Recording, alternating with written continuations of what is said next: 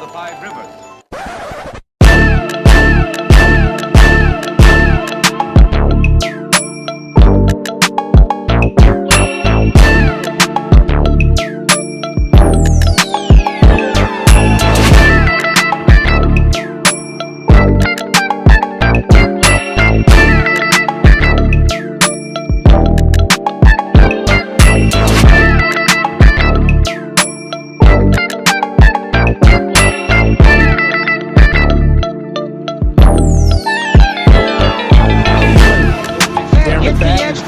35-40.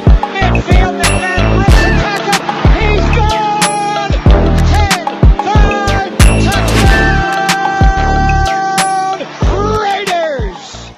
2 years ago, when we came to Los Angeles, I really believed that the greatness of the Raiders would be in its future.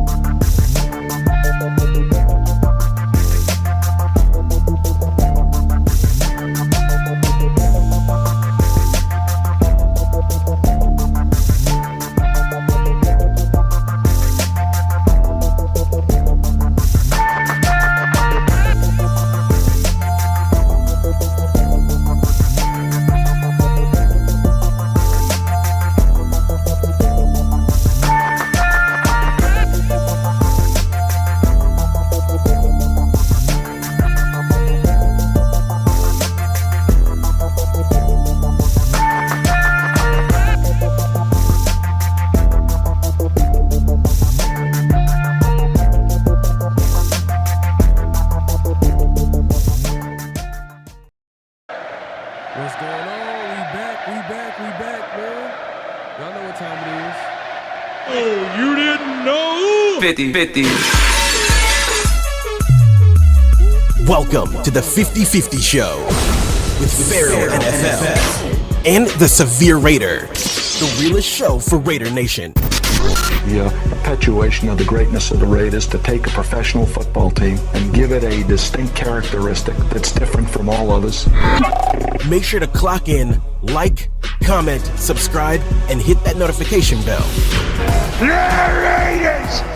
Yes, sir. Make sure to hit that like button, hit that subscribe button, hit that notification bell, all that good stuff. Clock in. It's like, as we like to say on this channel, man. Salute to the night crew, everybody pulling up, man. We got a great show lined up.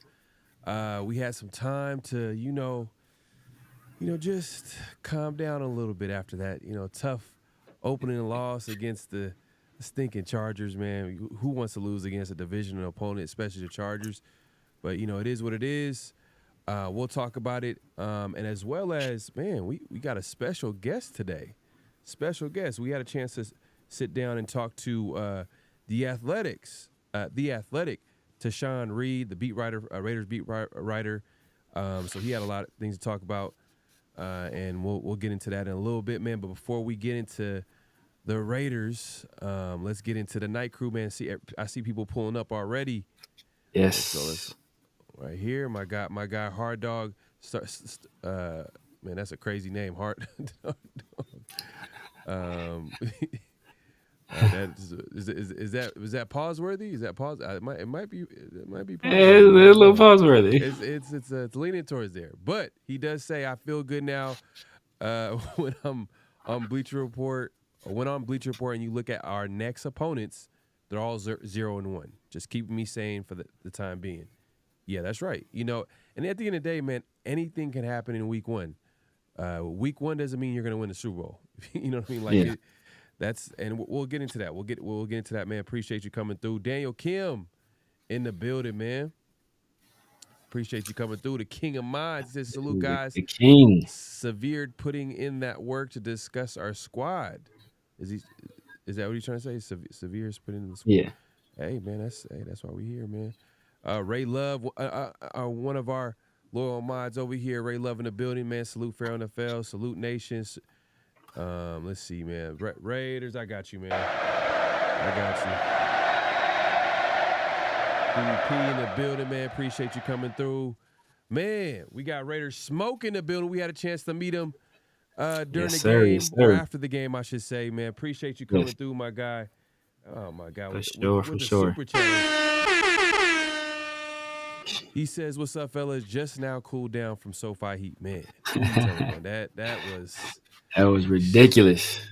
Man, and is it still hot out there, Severe? It was hot today. It's supposed to cool down like the next few days though. So like as soon as you left, bro, you know you and Raider Smoke brought out the heat, man. You and Raider Smoke, yeah, brought out the heat, man. Come on, man. And shout out to my. But you know, it is what it is, man. Like I had a good time overall. I mean, I wish the Raiders won, but I was able to meet some people, some good people. So that was a positive. The Raiders just didn't come out with a W, man. But we'll get there. Yaya Hatamaki in the building, man. My guy pulling up, man. Hey, Smoke, I appreciate the super chat as always. Man, my stuff is tripping right now. All right, there we go. We got Yaya Hatamaki, Anthony Provincia in the building, man. Appreciate you. Man, he's still hot. mad. He's still hot about the game, man. I feel you, man. He could just be living out here and just be hot from the weather, though. Possibly. We got Rambo Adventures right now. Thailand in the house, man. Oh man, that's cool. Thailand. We got the international crowd in the building, man. Appreciate you coming. He might know your boy. Might know your boy's son. You said it again. You might know your boy's son you're talking to. Oh, we don't. The dude whose son you was telling me about. Oh, right, for real. Yes. Probably, man. That dude's all over the place, man. Most likely. We got Raider Resistance, Digital Prez in the building, man. So I'm in the building. Salute everyone. To Sean, yeah, he'll be here. We'll be able to play that interview in a second. Stay tuned for that. Man, everybody's pulling up. Protect the Shield, man. My guy, I was able to meet him for the first time out in the tailgating Pink Lot, man. Cool people, man. Cool people. Yeah, definitely, man. We got to do that again. Gotta come a little bit. We gotta get there a little bit early, man. We gotta get there a little early. Lesson learned. You gotta get there like 8:00 in the morning. You cannot go to no tailgate if you go into a tailgate, you gotta get there at 9 a.m. 9 a.m., 10 a.m. Like, cause it's too many people, man. It's too many people, especially in that type of weather. Whew, it was intense. Reese Rock pulling up, man. I don't know why this is happening right now. This is okay, here we go. Everyone in that locker has to step up and decide to be better, communicating the team, and more discipline on details of the in-game play and not just the play call. Facts, man. Hey, look, when you lose a game like that, that was definitely winnable. You know, you got to question a lot of different things, man. You got to question everything. Coaching, players, it's always going to be a combination of everything. But yeah, man, we appreciate everybody coming through. Make sure to clock in, hit that like button, hit that subscribe button, hit that notification bell. We're going live on both our channels, so we appreciate the support. Just make sure you just go ahead and do that for us, man, so we can keep coming back and doing this, man. We love talking Raiders, man. But let's get into the game, man. We had a post game the day of in LA, me and Severe, and we were pretty hard. We were pretty tough on the team, just because we felt like it was a winnable game, and if you think about it, the Raiders were leading for most of the game. until obviously the Chargers kind of like pulled away in the second half. But now that I look back on it, I was tough on the fact that like I said that the Chargers are trash, which may be true, but it's still the first game of the season. This is a different Chargers team. That might have been it can possibly, well, it might be one of the it might be this year the Chargers might have a really good defense. True. They played like it. Hey man, they did. But I don't know if it's saying a lot if our offense is going to play the way they did. You know, I don't know. Yeah. It's the first game of the season. It's easy to overreact, but like at the end of the day, like to me, and I was tough on Zamir White as well. I'm gonna throw that in there, just because I felt like he could have played better, and there were probably times where he could have, but the offensive line, it's bad. Didn't do him any favors. I am concerned about the run defense a little bit. It's a combination, man. How you feeling, Severe, after a few days just thinking about the game? Yeah, man. Same. I mean, like it's a lot of the same feelings, man. Like I said, Gardner Minshew, he played solid football outside that turnover, which was a bad turnover. I think he played well enough for us to win. Zamir had the turnover. We had the missed field goal. I think we went for it too early in the game, and then we didn't go for it late. So some questionable decisions in terms of that kind of stuff. I think we should have challenged that play to Trey Tucker. Me and you were watching it. We assumed it was a first down. Matter of fact, when we punted, you like why we punting? Like, because you thought it was a first down when we saw it live. So yeah, it was one of those situations where I think we should at least challenge the spot there. So a lot of the same feelings. I think biggest concern for me is the offensive line. Colton Miller, his recovery from that surgery, not having Jackson Powers Johnson out there. Andre James looked like hot garbage. Parham looked like hot garbage. Mumford was bad, but of everybody, he might have been the best one out there. So. It was just a terrible showing by our offensive line. Oh man, did I get this wrong, man? My guy Smoke, man, again with a super chat. He says, "I think you meant hard OG 22." Oh, you say hard dog? It was spelled all in one. Like it's hard to. But hey, man, players mess up too, man. Players mess up too. Hey, man. But appreciate the super chat. So, hey, I guess you're right, Smoke. I guess you're right, man. I hope I'm wrong. I hope I messed up, man. That's a tough name right there. But yeah, I mean, I know you had a chance to rewatch the game. And, when you're at the game, it's different from actually watching it from, just at home, watching that TV copy. Obviously, you get to hear, I think, Tony Romo and them talk about the team because they get a little bit of extra insight because they're in the building asking questions right before the game and stuff like that. Was there anything that you got from rewatching it? I was able. So I didn't watch the broadcast again. I watched a bunch of the All-22 on Monday, like super late night. So brother wasn't fully woke for it, but I did see some stuff that was it was concerning, especially the offensive line. It was just Punda Ford was just destroying everybody. Khalil Mack, he played like he knew he was going against a guy that wasn't 100%, that was coming into his first real action after having shoulder surgery. Joey Bosa had a pretty good game as well. I saw Zamir. Zamir did miss some cutback lanes early. He kind of cleaned that up later on in the game. I saw Devon Diablo. I saw him miss a few run fits. I saw one particular play. Of all people, Tyree Wilson saved us because, I think Spillane I don't know if he was coming on the blitz or what it was, but Gus Edwards leaked out the backfield And if Tyree Wilson didn't get his hands up, Justin Herbert's completing the pass to Gus Edwards, and he's running straight past Spillane, and ain't no telling when he's going to stop. I think that's the same play Max got a sack on. JB looked good. Epps looked pretty good. He did take a bad ankle one play, but for the most part, Epps looked good. Spillane was out there physical. So was Epps. Merrick, he did not look good. He did not look good. You didn't think Merrick looked good? It was. I don't think Merrick looked good, man. I don't think Merrick looked that good, There was a play especially where he like where the J.K. open Dobbs. field tackle. Yeah, open field tackle. But It was I a don't few think other. he played. What other plays outside of that? I mean, I don't It's a few other things in coverage. That dropped interception as well.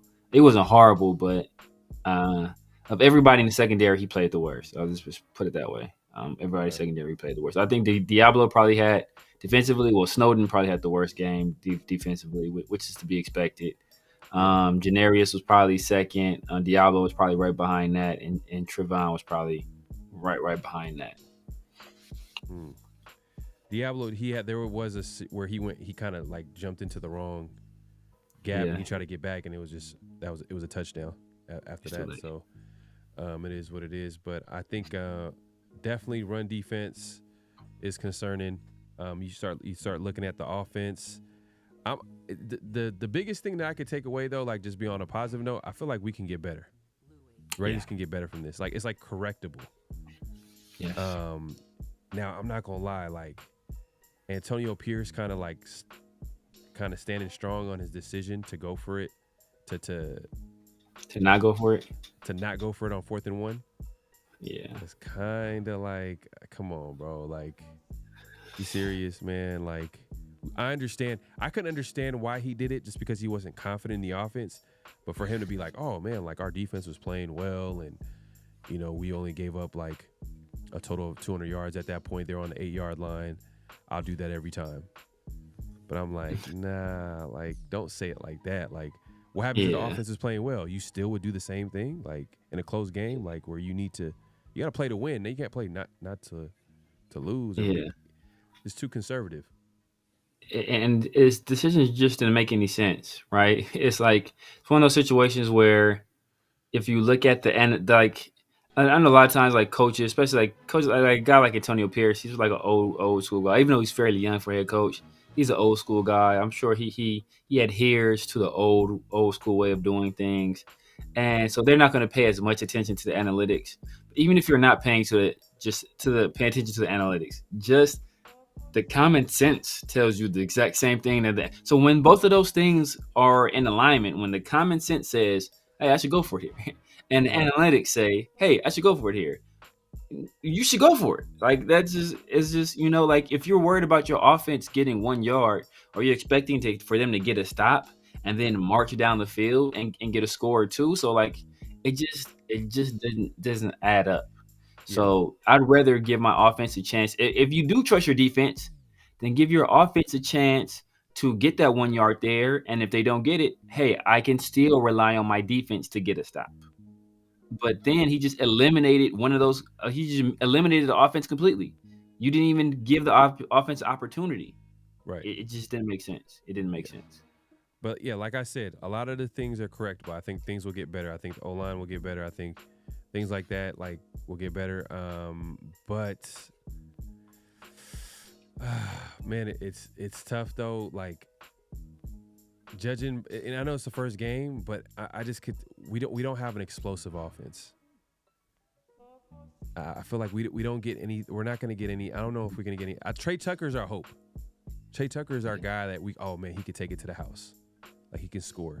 Zamir White is also a guy that, just based off the way he ran, and they keep talking about his speed. But hey, man, he got to break some tackles. You got to make a guy miss for you to get to that second level so you can get that big play. But it is only the first game, so we'll see. But that's the one thing I'm noticing from the offense. Like, do we have any explosive players on offense? Like, no, don't get it wrong. I think Devontae Adams, great receiver. Jacoby Moore is good receiver, but let's be honest. Like, they're more short to intermediate. Devontae might give you something deep or whatever, or even Jacoby as well from time to time. But that's not like their game. And then even Brock Bowers, like we'll see. Maybe Brock Bowers is going to be that explosive guy. Who Yeah. knows? He Brock looked good. Yeah, he looked pretty solid. What did you think of Mayer though? I thought they had a good matchup against Mayer. It looked like it looked like, honestly, just from what I was seeing, looked like they were, whoever was DC for, well, I know it's just Jesse Minter. Looked like Jesse Minter was more worried about stopping Mayer than he was about stopping Brock Bowers. They put Colson on him, and Colson is the top guy. Like, generally, you would think that would be a guy, the kind of guy they would put on Brock, but they put him on Mayer, and he kind of struggled to get separation. And generally, in that situation, you want to kind of kind of use your physicality, but he didn't really get a whole lot of opportunities. He had one nice catch, um, early on, and then I think he only had two more targets after that. One of the time was a PBU. And I don't remember what the other target was. So he didn't really get a whole bunch of opportunities, but he was having some difficulties separating, but he was pretty good for the most part as a blocker. Yeah. So, look, hey, you know what? Raiders got to have short-term memory. They got to move on. Big game next week against the Ravens. It's going to be tough because that team is going to test them. But that being said, we do got a special guest, and we're going to go ahead and play that interview in just a second. Raider Solo in the building, man. Appreciate you coming through. If you haven't subscribed, man, go over there to Raider Solo's channel. One of the Raider content creators out here, man. He says, one thing I can say about AP after he gets his ass kicked, he responds every time. Vikings 0-3, we lose. Next game, 63-21 against Chargers. Watch how we beat the Ravens. Hey, I'm not going to lie. If the Raiders beat the Ravens, the energy of the fan base is going to switch. Because I feel like people were overreacting low-key. I mean, we were like disgusted by the loss, but don't get it. We weren't calling for AP to get fired and like, yeah, some people were like overreacting to the point where they wanted to get rid of the coach already. Yeah, get rid of the coach. They were torches. I mean, the pitchforks out for the coach, for Getty, for Gardner, for Zamir, like everybody. They wanted to get rid of everybody, man. So, it's one game, man. Don't want to overreact. You want to take this into account, but you don't want to overreact. Yeah, man. We got we got a few super chats here real quick. Let's go address them before we put on this interview right here. Yeah. We got Field General Dub. Based on Sunday's game, who would you bench, start, and trade for the next one? Whoo, damn. First, I just want to say I appreciate the super chat. And then I don't know. Trade, man, y'all. Okay, who would we trade for? Who would I bench? Is that Michael Penix in this thing? It looks like that, Michael. He's probably Field General Dub. He's probably Washington fan. That might actually be Michael Penix. Field General Dub. It maybe he's a Washington fan. Yeah, who knows? But he got the purple do-rag. Got the purple do-rag. With Michael Penix. I think a lot of Raider Nation. There's some Raider Nation that probably want to bench Minshew. Yeah. Even though I'm like not a huge fan of Minshew, it's just like he contributed to a loss in a way, but like I didn't think that it was the big reason why we lost. I feel like the big reason why we lost was the offense and just in general. I think the O-line got dominated, to be honest with you. O-line got dominated. And in defense just finally gave in the second half. So, but who would I bench? Like if we had to bench someone this game, who would you bench? Bench them completely. I mean, if you're talking about who am I starting, just based on what I saw last game, I'm probably giving Alexander Madison a start. Yeah. I honestly, I think you don't want to totally go away from Zamir because I think you still do need Zamir, and I think Zamir is still the more talented of the two players. But at the end of the day, Alexander Madison was more effective, and this is a meritocracy. You're not going by, hey, I like you better, you're a better prospect, or who had the results. And at the end of the day, he had the results. So I would start him. Obviously, if you start him, you're benching Zamir White. Who would I trade? I'm trading Cody Whitehair for a bag of Skittles and an Arizona iced tea and some hot Cheetos or something. I'm And some hot Cheetos. Oh man, I'll throw in Andre James too yeah, as man. man. And I shout out to I forgot who posted this, man, and made a good point about how our O line and the inside are like really undersized, and we're trying to be a run heavy physical team, and the guys that we have in the interior are small, but we are running a zone system, so I guess it wouldn't, I guess, matter as much. But it's tough though, man, because when you see like Andre James get overpowered and get pushed back, and you see the other team's D line dominate, it's like, man, it's tough to watch. But I would say trade for at this point. I mean, I would love for a quarterback, but I don't know if a quarterback can be effective at this point. They weren't a part of the offseason, but would you trade for a quarterback if one is available that's talented? At this point, no, unless it's like a developmental guy, but it's not. There's literally nobody that's going to help us this year, unless because they didn't have an offseason. They don't, they literally don't know the offense. So it's not really going to help us this year. Maybe like, I mean, the only guy would be Bajent because he played in the system last year, so he would be a guy that can come over immediately and probably knows the system. There's some terminology that changes because that happens every year. Change some of the terminology, some of the verbiage, but he'd be able to fill right in. So that would be the only person that would make sense. But like, is he really an upgrade over what we have? Not necessarily. He's probably on par with them. He's not really an upgrade, and he's not really a guy that I think is like a long-term developmental project. So I just don't think it will make much sense. We had an opportunity. I mean, I don't know if say we had an opportunity, but if we were going to do it, we kept saying Hendon Hooker. After as soon as Jared Goff signed that deal and before that ink even dried on that contract, hey, Hendon Hooker, what you want to do? Shout out to Ray. He threw a name at me, Azeez Ojulari. He said he would be a good linebacker candidate. Yeah, from the Giants. Maybe a possibility to add to the team based off like the Kuntz injury, because we don't know how long he's gonna be out. I know he's on IR, but we don't even know the injury. They haven't even announced something. They haven't even said anything about the injury. All we know is non-contact injury, and non-contact injuries are usually they're like the worst, to be honest with you. Yeah. I'm not hoping for the worst, but yeah, it's tough.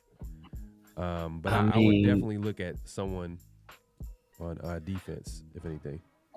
It could work. I mean, we just did make that acquisition, but like I said, I wasn't too impressed with that guy.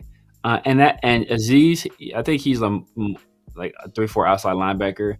But what I did notice when I was watching the game is that we ran a lot of 5-man fronts, but really, even though it were pseudo 5-man fronts because the edge rushers like Max and Snowden, they'd be standing up. So it's almost like we were running a 3-4. So instead of a 5-2-4, it was like a modified 3-4. So a guy like Azeez could kind of work in that situation. Yeah. And man, shout out to Phil General Dub. I appreciate the super chat. My guy Raider Smoke again with another super chat. Appreciate you, my guy. He says, lack of trust on 4th and 1 was terrible. O-line trash, not one deep pass that I remember. Watching Niners play calling versus ours is embarrassing. Yeah. Man, and I'm not gonna lie, watching Clint Kubiak with the Saints, it is game 1, but I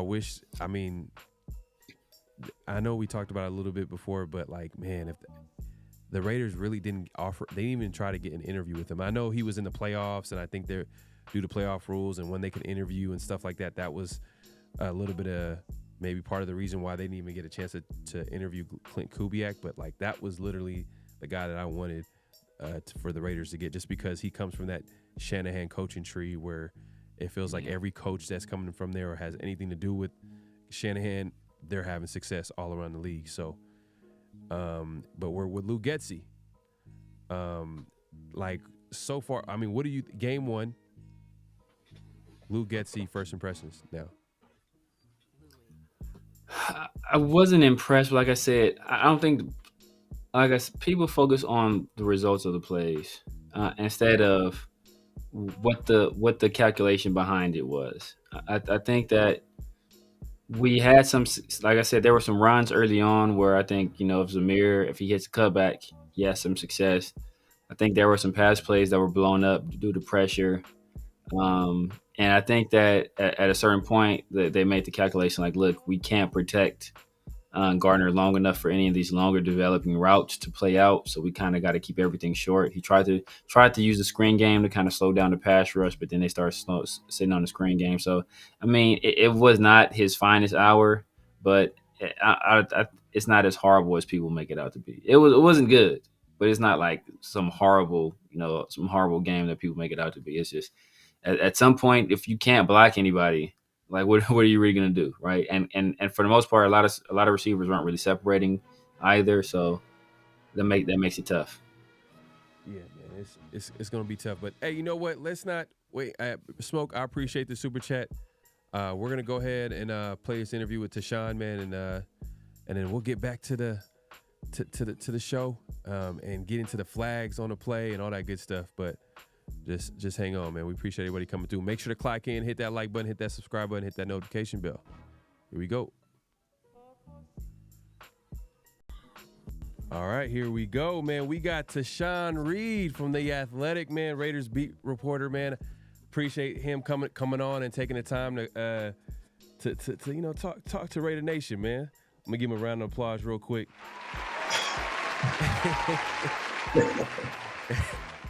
Appreciate you having me over here.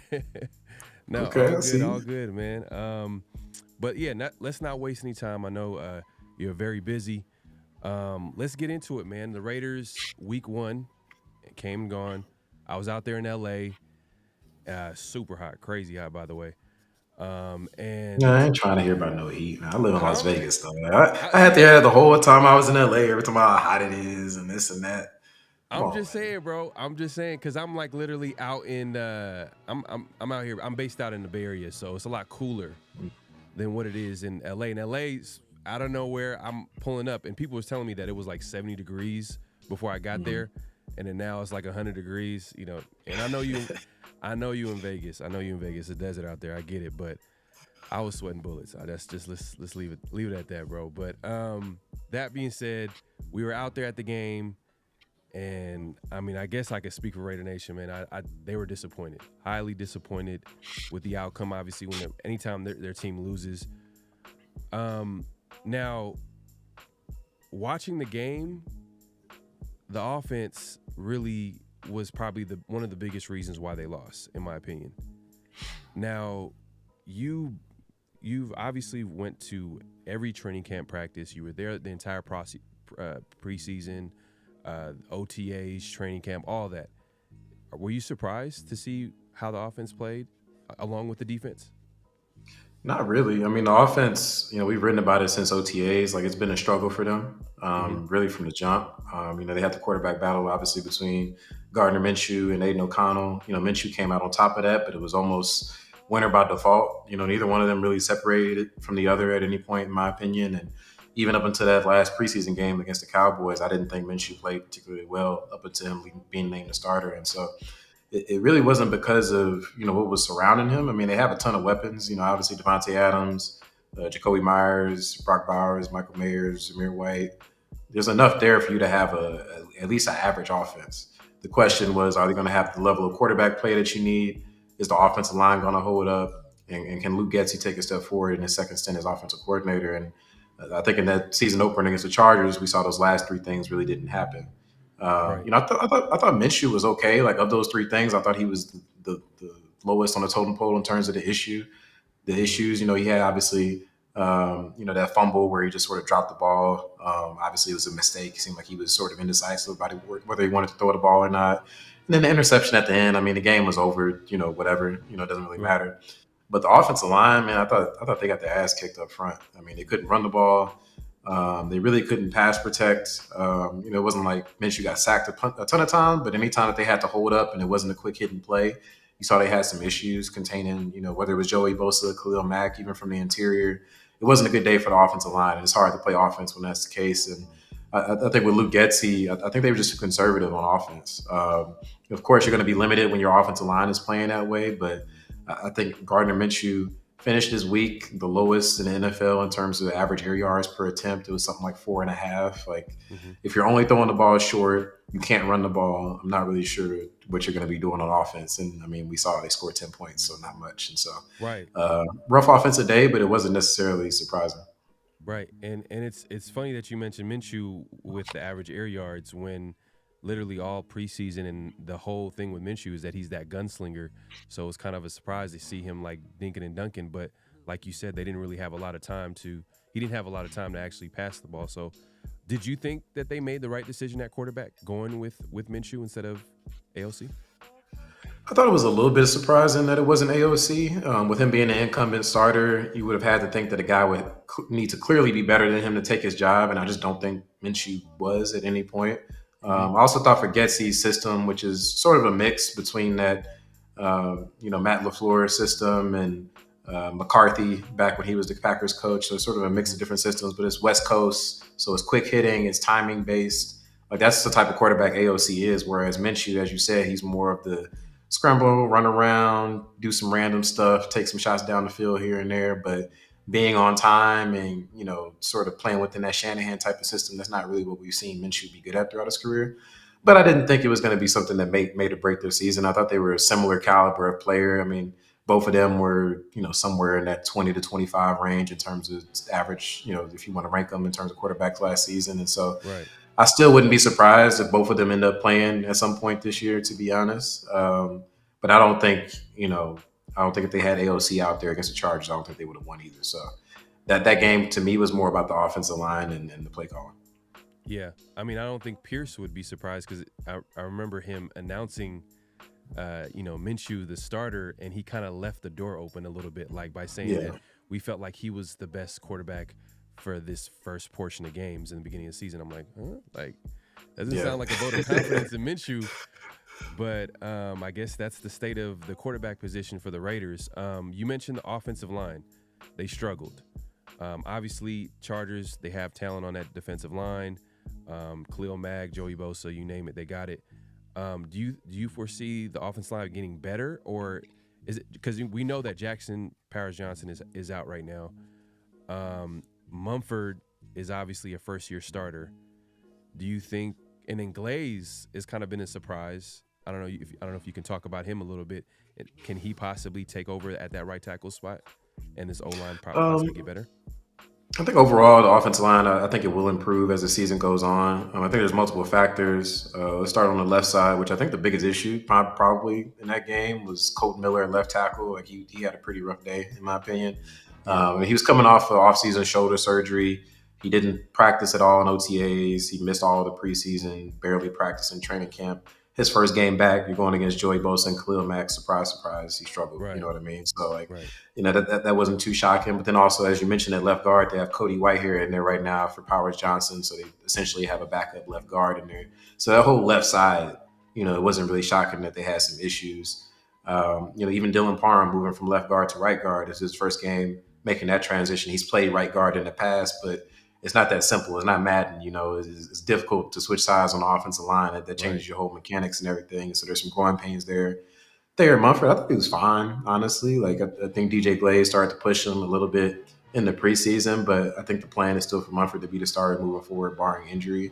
But even outside of the individual play, collectively as a unit, they're making the shift this year because last year, and it's kind of getting in the weeds a little bit, but they were mostly a gap-based blocking scheme team, and that basically means that they're blocking specific people on the defensive line. This year, they switched to more of a wide zone-based blocking scheme, and so it's a lot more horizontal movement. They're blocking certain areas of the field instead of necessarily a specific defensive lineman, and that changes your footwork, that changes your communication. It changes a lot, along with them learning, the new offense as a whole. And so there's a lot of transition there. There's some missing pieces. There's guys coming back from injury, and so it makes sense that they've struggled in week one. And you would think that if they do get healthier as the season goes along, obviously that isn't guaranteed. Injuries happen every week. But if they are able to get healthier and get a better groove with one another, build that continuity and learn the system, I think they will get better as the season goes along. Yeah, yeah. You mentioned the change too. I mean, some would say that that probably fits the offensive line a little bit better with Dylan Parham, and then you got Andre James, who's not the biggest guy, and then obviously coming out, Colton Miller was always like that athletic guy.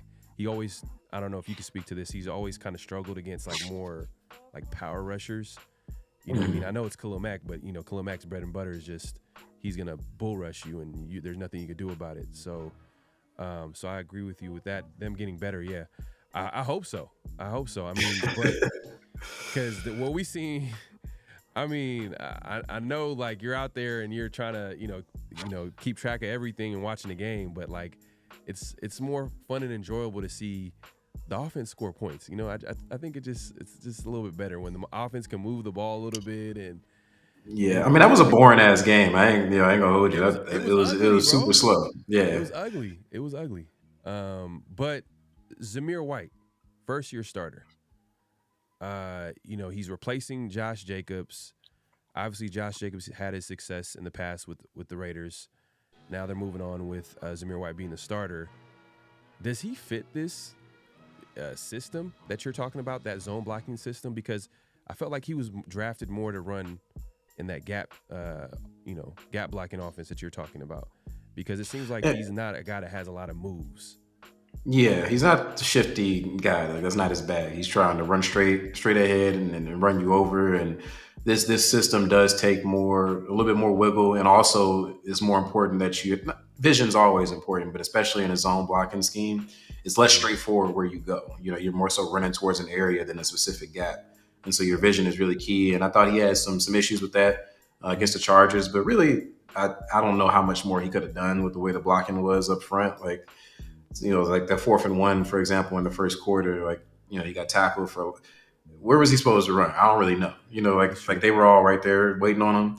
And Alexander Madison, I know he had the touchdown catch and run, but he wasn't that much better on traditional handoffs, in my opinion. Like he does know that system better because he spent his entire career with the Vikings in a predominantly, wide zone based blocking scheme. So he knows the system in and out. But, last year he wasn't the most efficient runner with the Vikings either. Part of the reason why they moved on and he's with the Raiders now. And so, ideally for the Raiders, if the blocking improves, that makes it easier for Zamir White to, see some open lanes to run through. And then also, him just getting more experience as a lead guy. Maybe he'll settle into it some more. But I think this position is going to be relatively a rotational one throughout the year. They're going to feed the hot hand. I think AP said that the other day. Offense coordinator Luke Getsy also sort of hinted at that before the game. And so Zamir White, while he's the lead back, it's not just a situation where it's just his job for all 17 games and there's no questions about it. Like if Alexander Madison continues to play better than him, then it's going to be him. And so we can see that bounce back and forth between the two as the season goes on. Yeah. It's when I say that he has no moves. I mean, obviously he has probably some moves, but it's just there are moments in the game. I remember him catching a pass out the backfield, and it was literally 1-on-1 with the DB, and then he just gets tackled in space. It's just like, man.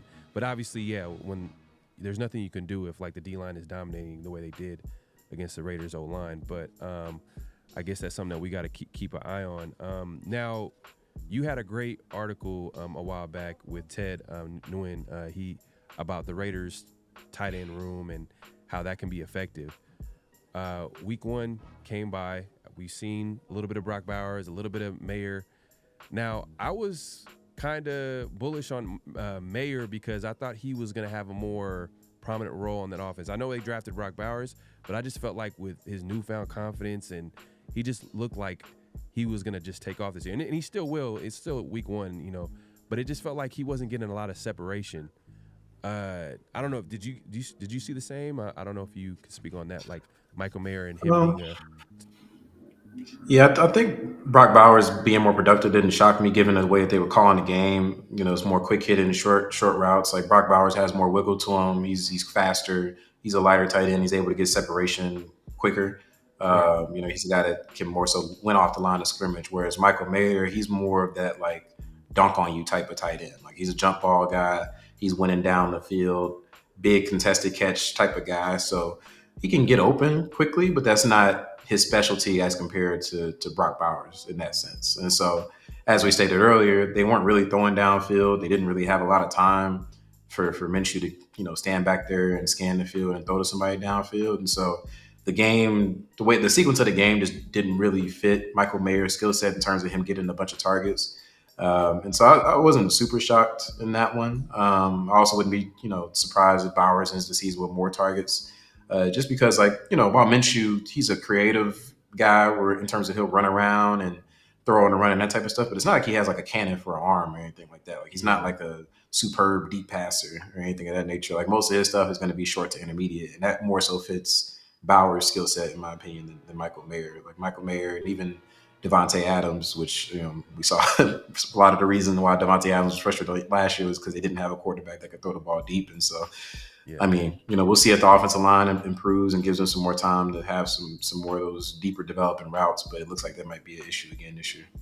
Yeah, that's going to be interesting to keep an eye on. You mentioned Devontae Adams.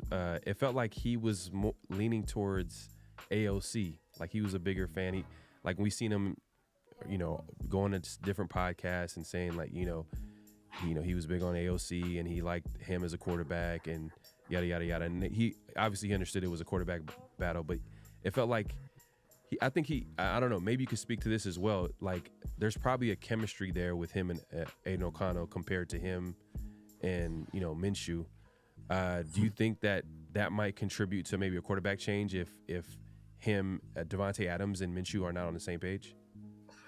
I think they definitely have more of a rapport, which only makes sense. I mean, they had 9 games together, or 10 games together that O'Connell started last year, and they had the entire process, obviously, in the offseason this year. And with Devontae missing some time in training camp due to the birth of his son, and also not playing in the preseason, like he didn't get those live reps with Minshew, along with them rotating at quarterback, obviously, and so he just has more time on task with O'Connell, so it makes sense that he's more comfortable with him. But again, like Aiden O'Connell, he also isn't known for stretching the field vertically. And a lot of those times that Devontae was frustrated last year, like I remember that clip that kind of went viral, him from the Netflix documentary where he took a pretty rough hit. And, he had that quote where he was like, a lot of cuss words, but basically I got to get out of here before I lose my life. That was actually an Aiden O'Connell pass. So yeah, was it? It was Aiden O'Connell. Okay. Yeah, it wasn't Jimmy Garoppolo on that one. So like Aiden O'Connell has a lot of the same issues throwing the ball. And so I don't think it's going to be something that influences whether they make a quarterback change or not. It's going to be a matter of like, is the offense struggling? Like if they're scoring 10 points a game, like, yeah, they're going to make a quarterback change because you got to change something. But I don't think it's going to come down to like, Devontae likes his guys got more, because if that was the case, then they'd have a different starter right now. Right. Facts, man. Now, enough about the offense. I mean, the offense obviously is fun to talk about, but the defense, obviously, they played pretty well for the majority of the game. It felt like maybe the first half, you can say, and the second half of that game, they start giving up a lot of big runs to J.K. Dobbins, who's coming back from an injury. Now, is that something that just you being around the team the entire offseason and up until this point, is that something that the Raider fans or the team should be concerned about, is their run defense? Because they felt like they held up pretty well, but was it a case of the offense just not doing their part and it contributed to defense kind of giving way, or we should be concerned about the run defense, like no matter what? I'm writing about it this week. Like I think the run defense is a legitimate concern. I think the story I'm talking about is going to come out on Thursday. But I mean, this defense, I mean, in general, the Raiders defense has not had like a ton of success in recent years, but like while they've made a lot of growth under Patrick Graham, like run defense has not been an area where that's happened. I mean, they weren't good against the run in 2022. They weren't good against the run last year. In the preseason, they gave up the 5th most rushing yards in the league. And I know that's, mostly backups, but I think, you heard Antonio Pierce point that out every week, that it was an issue that they need to improve on. And in week 1, they didn't. I mean, they did for the first half. I think we saw Patrick Graham try some different things because he knew, we all knew based on them basically not having any receivers, like what type of offense the Chargers were going to try to play this year. And so they were going to run the ball down your mouth with Greg Roman. And so they were playing more 3-4 fronts. They didn't play as much nickel as they did last year. They were loading the box a lot. And it worked in the first half, but in that second half, things started to break down. And I'm sure part of it was, fatigue. But, I mean, even that first long J.K. Dobbins run, the 46-yarder, that was the Chargers' first drive of the second half. And so I don't really know if you can say that they were tired at that point. They just gave up a big run, and we saw basically the issues where they couldn't shed blocks at the line of scrimmage. They took some poor angles and had some bad tackling on the back end. I think they had like 6 missed tackles in the game, which is like the 5th most in the league in week 1. And so it was an amalgamation of issues in terms of their run defense against the Chargers. And this week they're going against the Ravens, which, between Derrick Henry and Lamar Jackson, you can probably guess what they're going to try to do. And so I think it's something that could be an issue, especially early on in the season, and we'll see if they're able to improve in that area. Yeah, I was wondering the other day, I was talking to some people and I was like, is this a scheme issue with Patrick Graham, or is it more of a talent issue? Because Patrick Graham and his defenses that he's coordinated, he's had issue against the run. And I think there was a crazy stat of him going against Greg Roman, and he's giving up at least 150 plus yards, which is crazy. Is that a Patrick Graham issue, or is it the Raiders just need to get some guys some better talent on defense? I think it's more about the players just need to play better. I mean, from a schematic standpoint, I mean, they adjusted in week 1, in my opinion. Like last year, they led the league in nickel usage. I think they were like 82%. In that game, it was like 50%. And so they loaded the box a lot more. They used some bigger bodies. Guys just weren't getting off blocks. Like you can call whatever call you want to call, but you got to get off blocks to stop the run. They didn't. Whether it was that 46-yard run or the run at the end of the game, the 61-yarder that basically iced the game. I mean, nobody shed their block.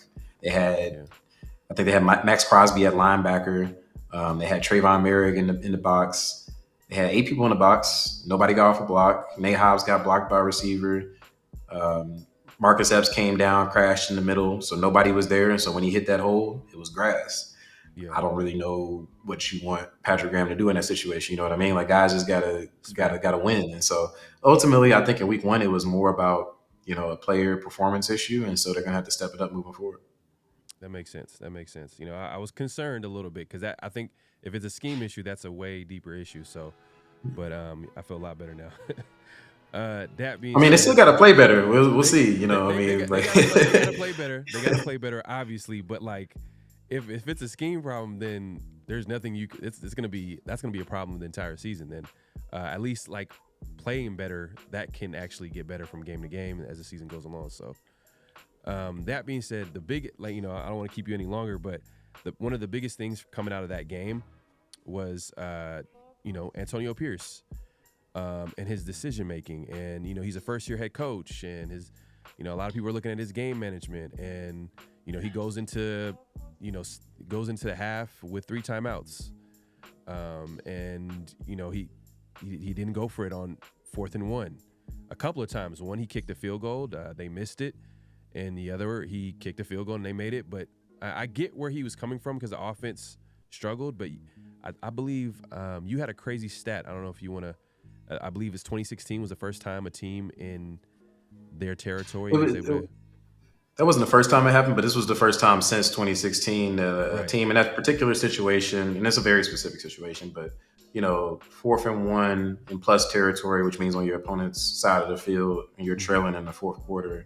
That was the first time in 8 years that a team has decided to punt the ball. So it was one of the more conservative decisions we've seen in a while, but it really falls in line with how Pierce coached last year. Like I thought he was pretty conservative when it came to go for it on 4th down decisions, whether it was timeout usage, as you mentioned, keeping all his timeouts going into halftime. Like that's just kind of been his style. And we see that from a lot of coaches that have more of a defensive background. But it also seems to be just like, while they do have a lot of faith in their defense, you can see is they don't have a whole bunch of faith in their offense.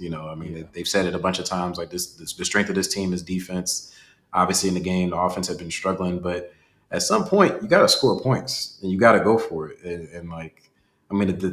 They kept having a bunch of issues. Like I think they had a couple of drives that were promising, but then they would have a sack or an errant throw or a turnover. Turnovers were big issues in this game. They had 3 turnovers. Like something would just go wrong. But in that situation, they finally seem to start getting something going.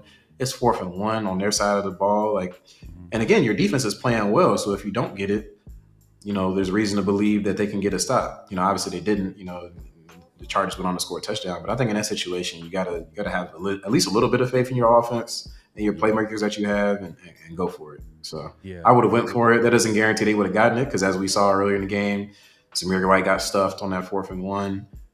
They had a couple other short yardage situations where they weren't able to convert, so they could very well could have went for it and not gotten it and lost anyway. So that doesn't mean that they were automatically going to win, but I just thought it was a little bit too conservative a decision, especially for the Raiders being the type of team that they are. Like, again, it's only one game. I don't want to make any broad statements, but like this isn't like a juggernaut team that can just like, cruise his way to victory. Like they're going to have to take some chances and be aggressive and be risky in order to win games this year. Yeah.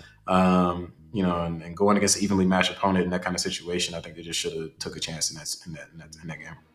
Yeah, man. It's tough, but I understand like from a confidence standpoint why he would do that, but then him kind of even explained it after game, like why he didn't go for it, and he felt like the defense was playing well, and he said he would do it again.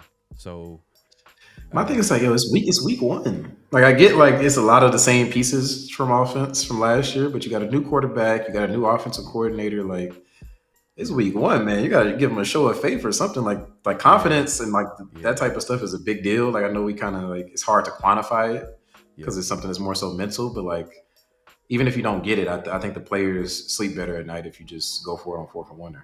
Yeah.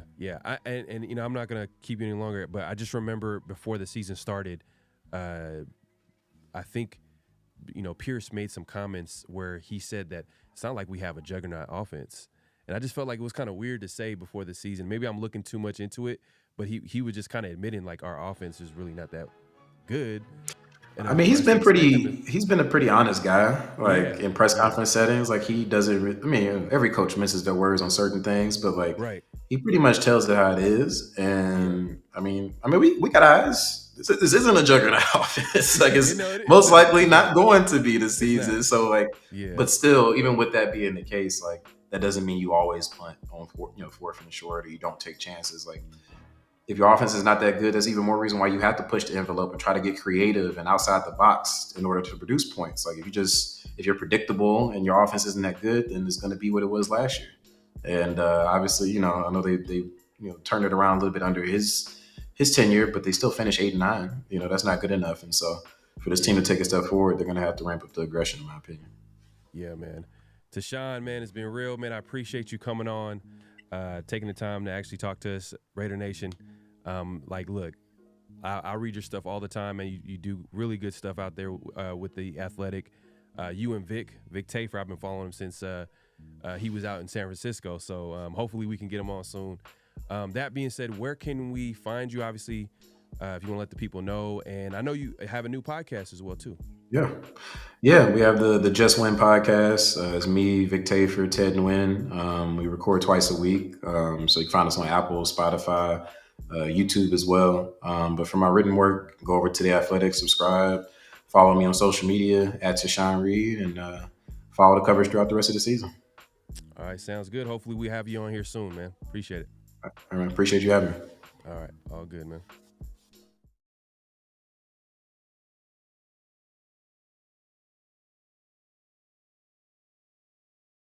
Oh, 362. We are back. What's going on? What's going on, man? Welcome to the 50-50 show. Hey, man, great interview with Tashawn Reed. Had a lot of good stuff to say, man. Pretty, even keeled, man. He keeps it real, man. He doesn't. I don't ever feel like his takes are really like they don't make any sense or anything like that. So, what did you think of the interview? I mean, I think it was good, man. I think it was good. Like I said, man, like Tashawn, I know I've been pushing for that interview for a while. He's one of the beat writers I follow because, as you said, man, he's not going to sugarcoat it. He's not trying to tell us what we want to hear. He just keeps it 100% real, man, and that's what I respect. I try to do the same thing. I don't do it as artfully as he does it, so that's why my opinions are a little less popular. But yeah, I mean, I respect what that dude has to say, man. I respect what he has to say. Him and Vic are that's a dynamic. Like we're fortunate to have those two guys reporting, man, because they're two guys they're gonna give it to you like it is.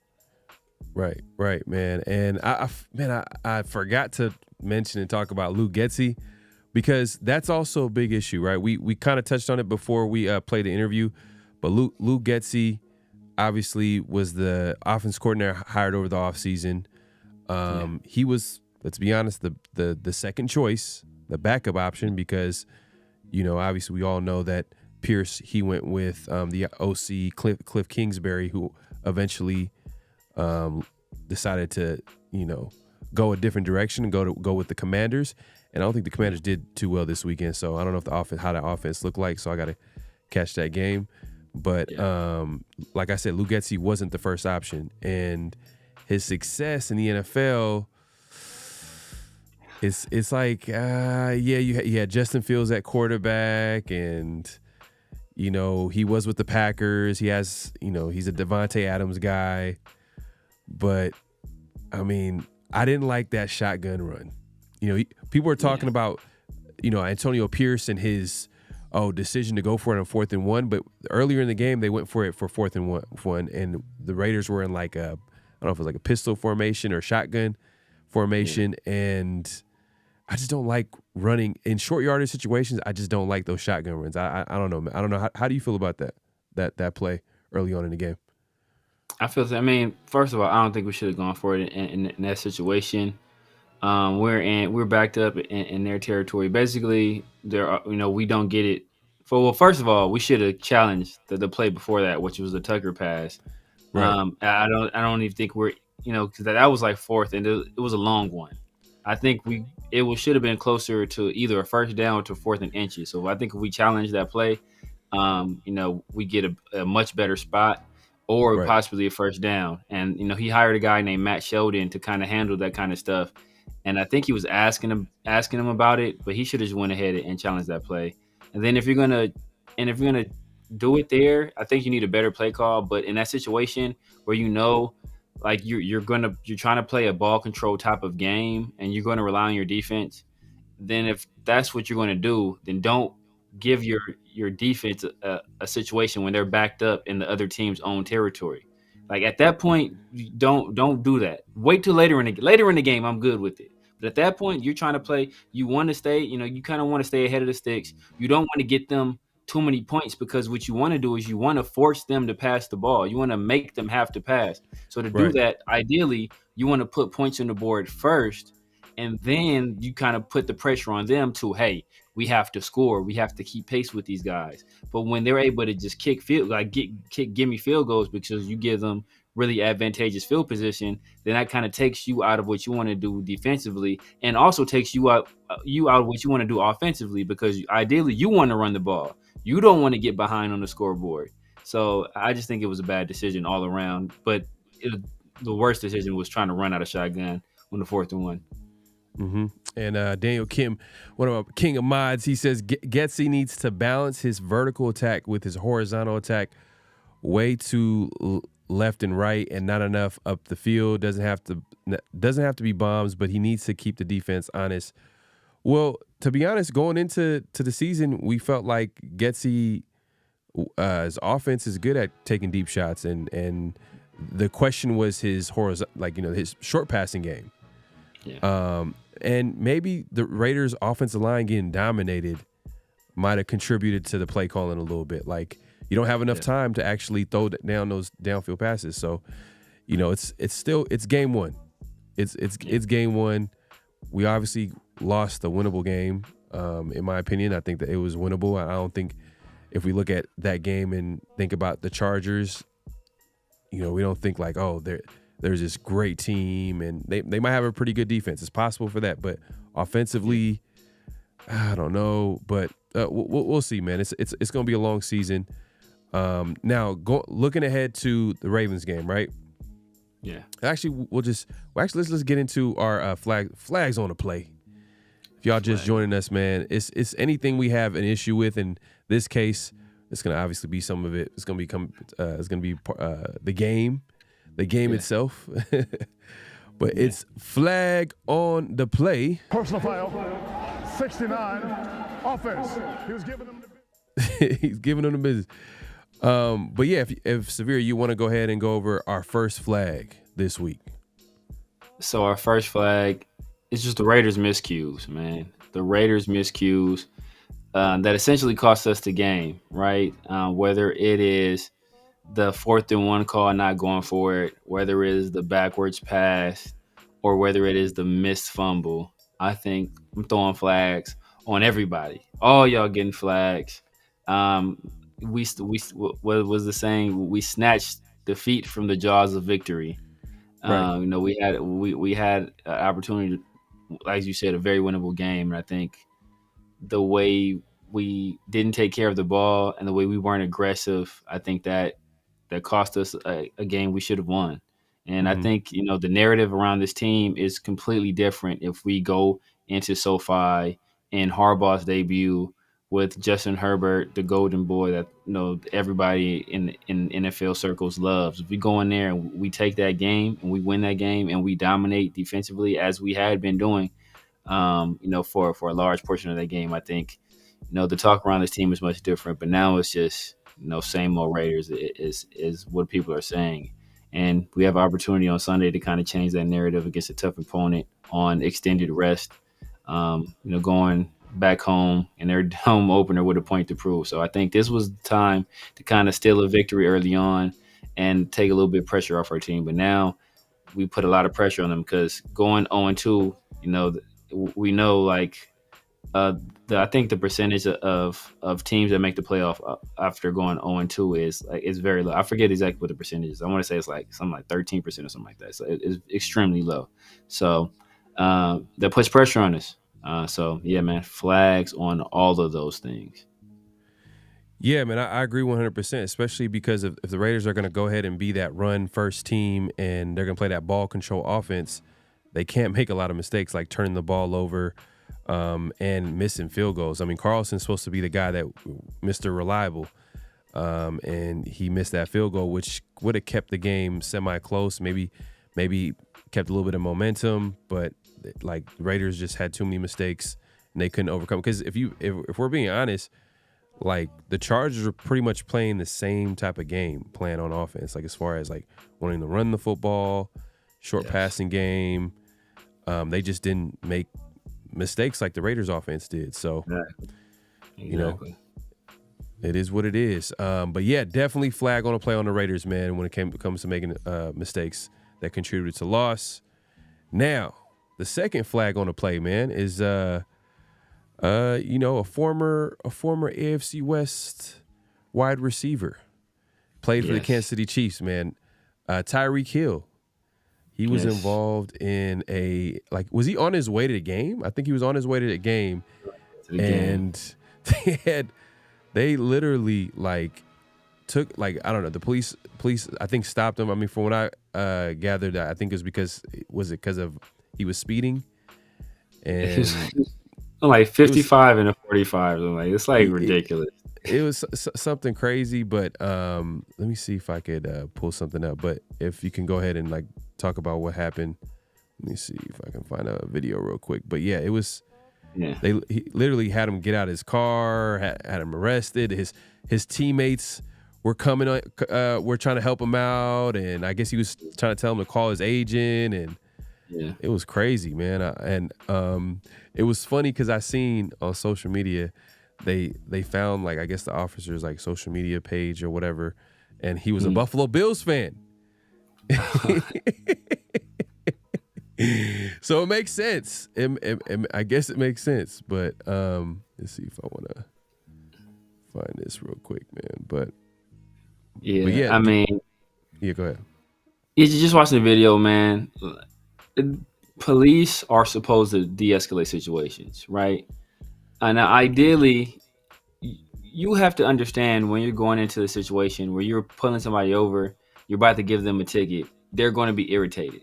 Your job is to de-escalate the situation so you go walk away safely, they walk away safely, everybody is good. Tyreek, you can tell he got pulled over. He was mad. The guy tapped on his window with his flashlight. That pisses me off too, as a matter of fact. That is the number one thing I hate when cops do that. Don't tap on my window or bang on my window, bro. Just, hey, can you roll your window down? They can gesture.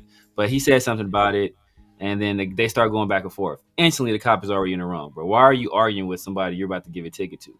Just, hey, I pulled you over. give your license registration, run his stuff. If he's clean, give him his ticket, go on your way. The cop decided to go on some macho power trip, trying to match, the energy that Tyreek is giving. He's all, well, he's not gonna be rude to me because I'm the police officer. Like it's ridiculous. Your job is to de-escalate these situations, not escalate. So then he say, "Oh, roll down the window." So technically in Florida, it is a law. Well, if a cop tells you to roll down your window, you do have to roll it down, but you do not have to roll it down all the way. You only have to roll it down enough for you to pass documents back and forth. Tyreek did that. He had this window. He rolled it back up. I think he said the reason he rolled it up is because people were passing by. You don't want people passing by filming, oh, this is Tyreek getting pulled over. So that's why he said he rolled his window up. And he rolled it down enough to pass documents back and forth. That wasn't good enough for the cop. So the cop went on another power trip, tried to grab the guy out of the car for a speeding ticket. So it's like, first, you have no reason, like you have no reasonable suspicion to pull him out of his car, right? Yeah. He's like, the only crime he had committed at that point is speeding. That is not reasonable suspicion to pull him out of his car and detain him or place him under arrest, right? So not only did they did that, as he's getting out of the car, he's not moving fast enough, so they grab him out of the car. And then when he's by the curb, the guy literally jumps on his back. Tyreek is screaming like, "Yo, I just had knee surgery. Like, I just had knee surgery." The guy say, "Oh," it's all the way around. Even the other officers looking like, "Yo, man, this guy, he's being overly aggressive for no reason at all." Right. And as I said before, the whole point is you're supposed to de-escalate. Was he wrong? Yeah, he was wrong. First of all, he's wrong for speeding. And second of all, when I get pulled over, bro, first thing I do, I roll down my window, I put my hands out the car. Every time the cops say, "You don't have to do that." And I tell them, "Oh, yes, I do."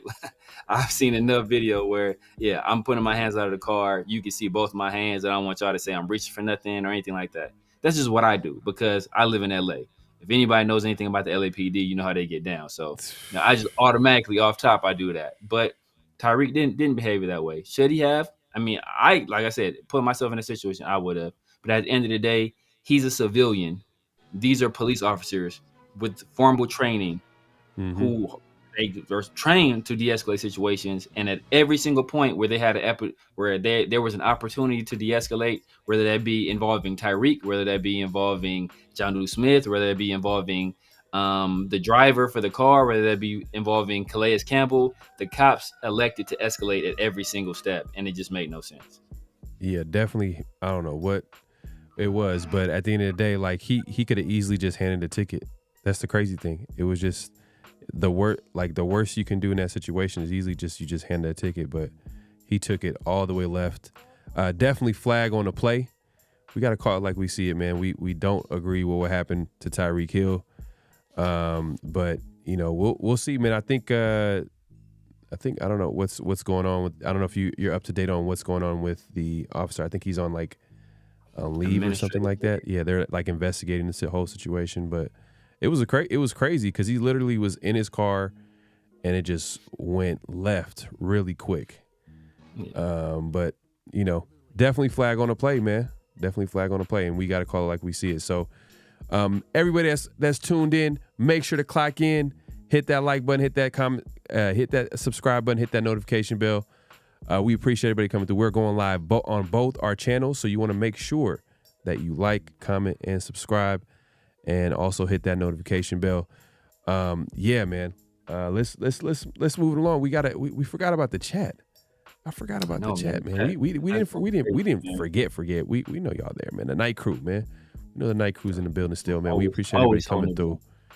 Yeah, man. So let me go ahead and, man, it's y'all, man. Y'all holding it down right now. Let's see. Everybody's talking about the game. How about challenging the missed first down call where we actually got the first? You talking about with Tyreek? Not Tyreek, but with Trey Tucker. Yeah. Is that the one you're talking about? I thought that was a first down. When we were at the game, we thought it was a first down. I'm over here talking trash. And then I see that it's 4th and 1, and I'm like, what am I missing here? What's going on? So that was very next plays when they go for it. And I'm surprised that he didn't actually challenge for that. That was pretty close. The Raiders definitely got a bad spot, but Miss opportunity there. Let's see who we got. We got, man, Yaya says, after that first failed 4th and 1 on our side, AP lost courage when he should have gone for it on their side. Yeah. Yeah. No, facts. Like Anthony says, stay aggressive. Got to stay aggressive for sure. Rambo Adventures says, maybe AP was like most of us, messed up in the bottle by the end of that game. Rambo all the way from Thailand.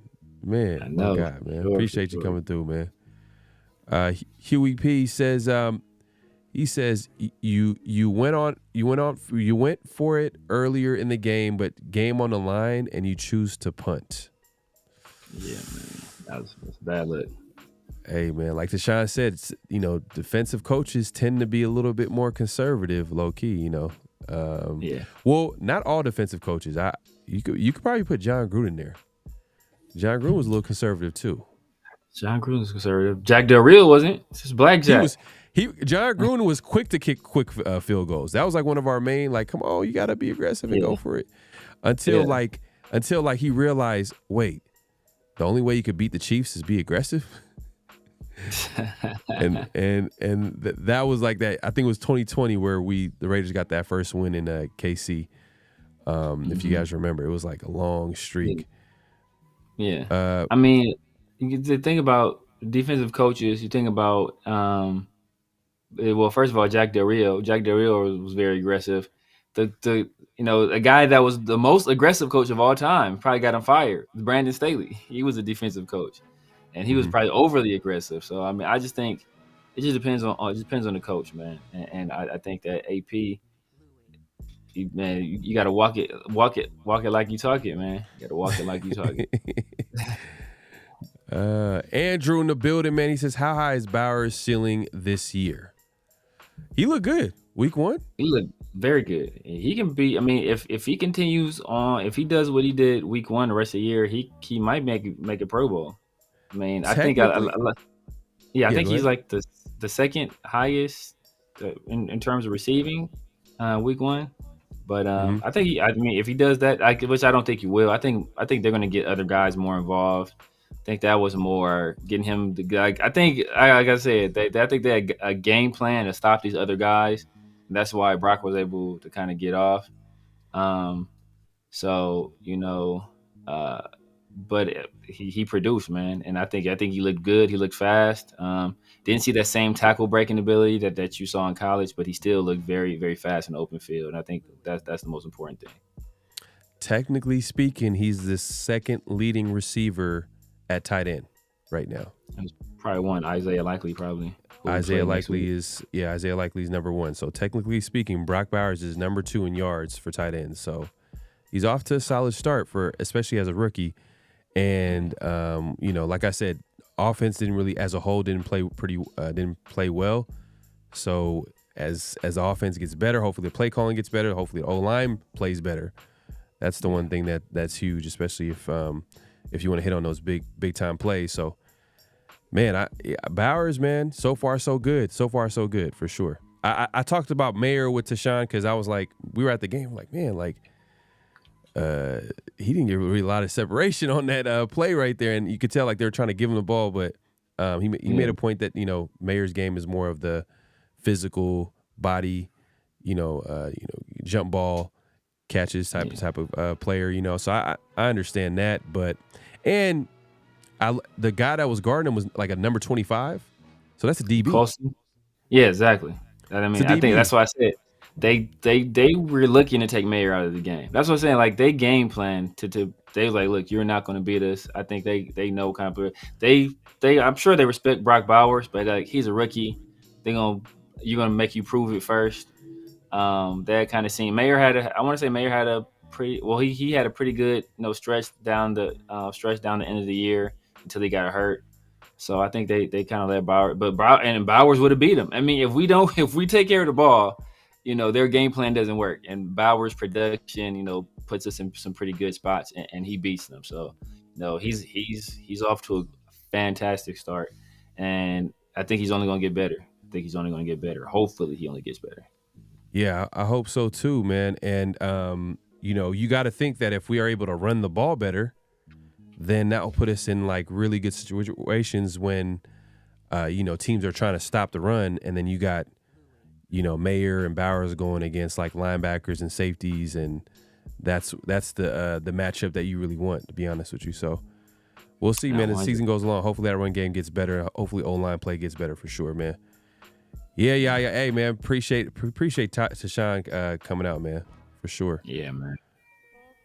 Let's see. Reese Rock says this is the new NFL, not of old. You can't just keep doing a non-working play and expect to break through. You have to scheme working plays. There's a reason why the Wildcat play is not played as much.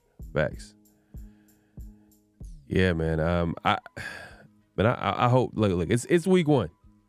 It's week one, man. Let's just. I know we're frustrated because the Raiders lost against, not just lose against any team, the Chargers.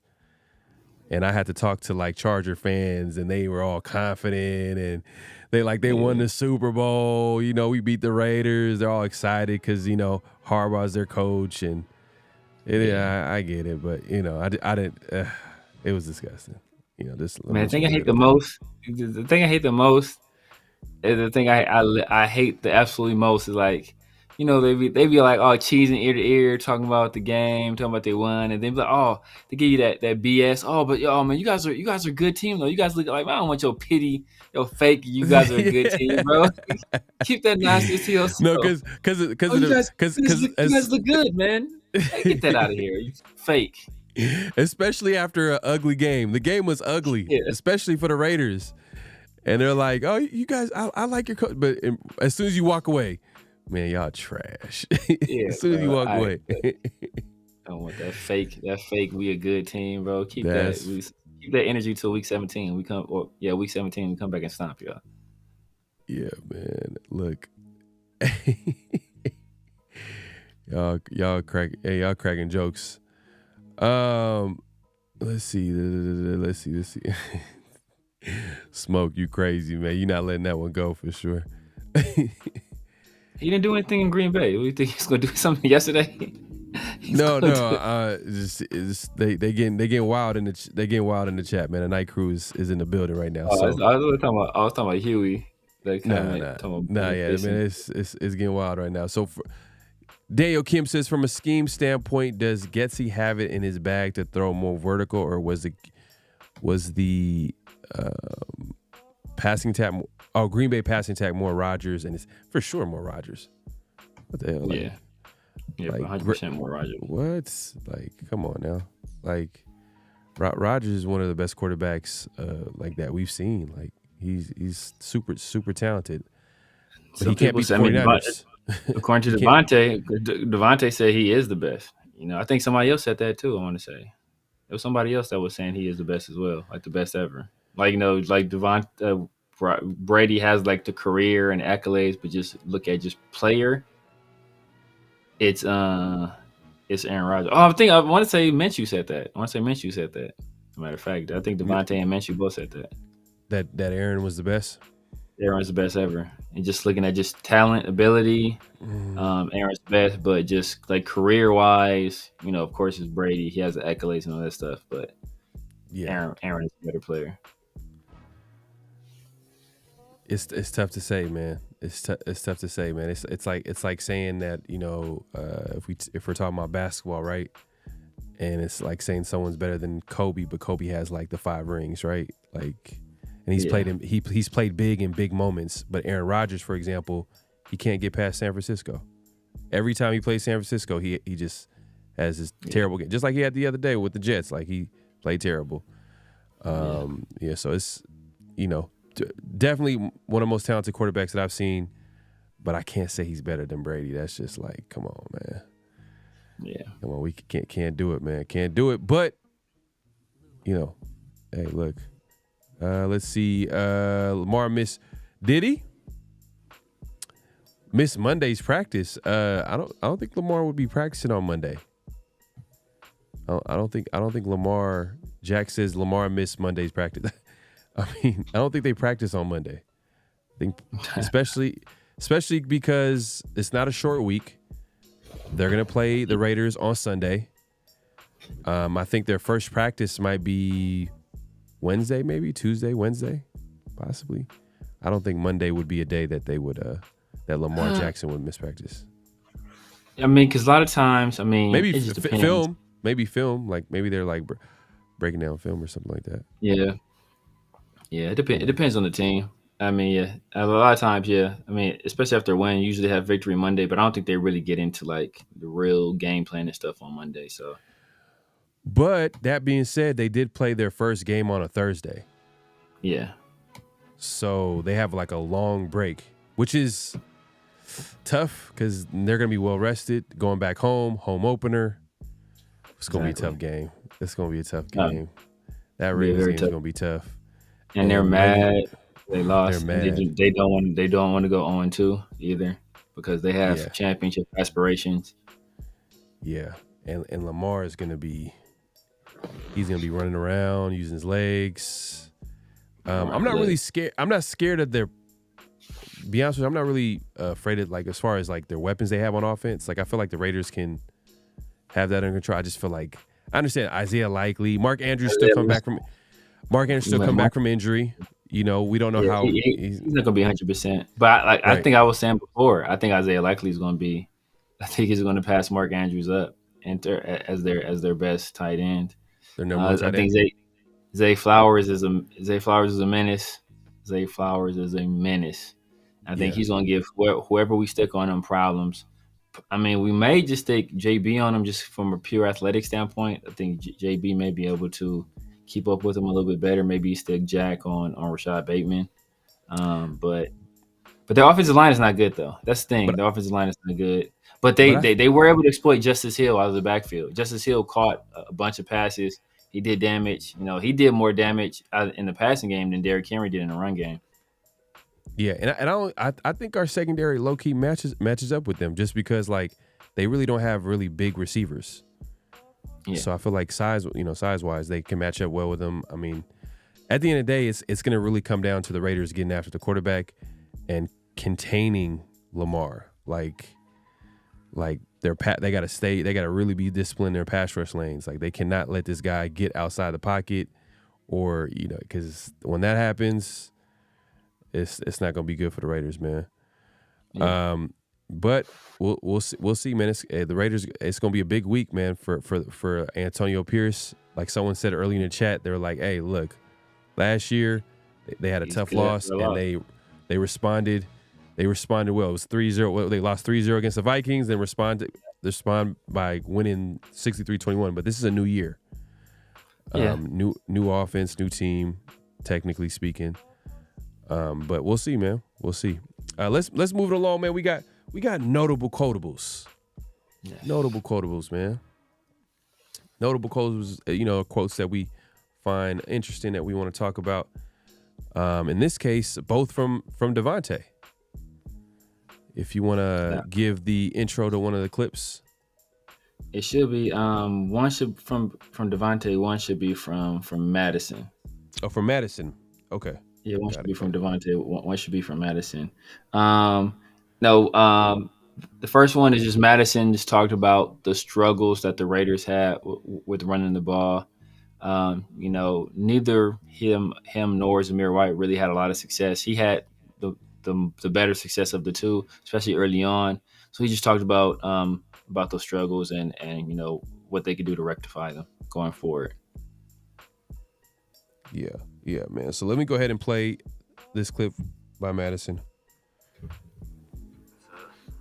NFL caliber defense. Damn, we having some technical issues already. What's going on? Hold up.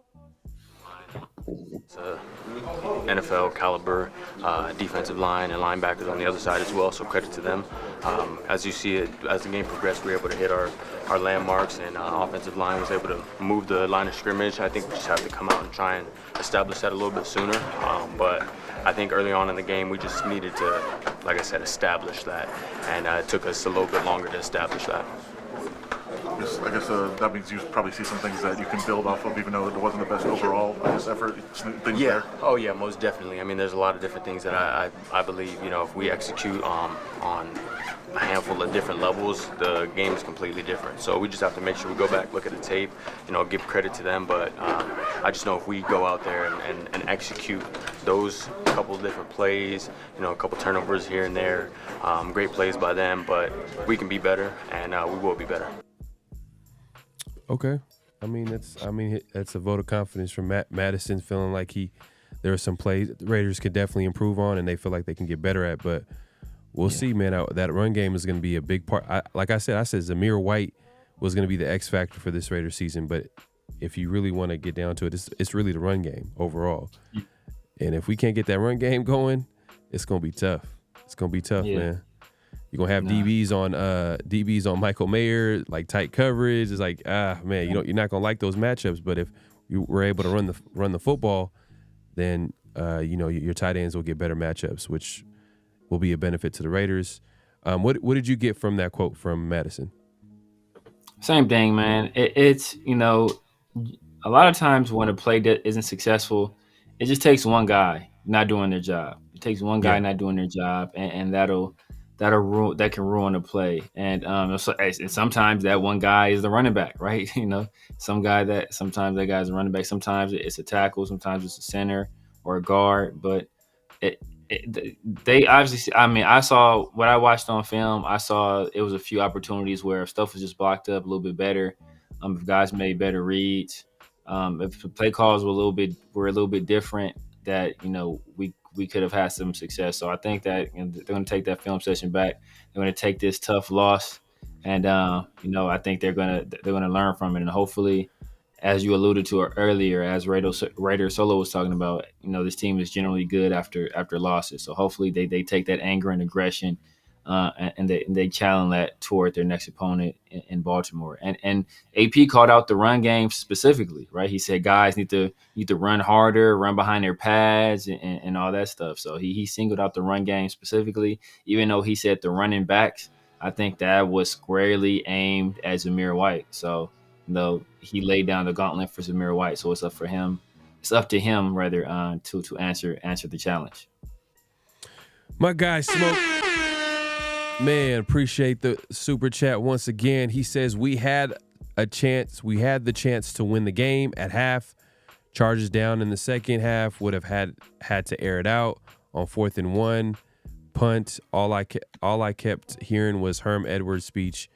You play to win the game. Facts. Yeah, facts. And who did AP coach under at Arizona State?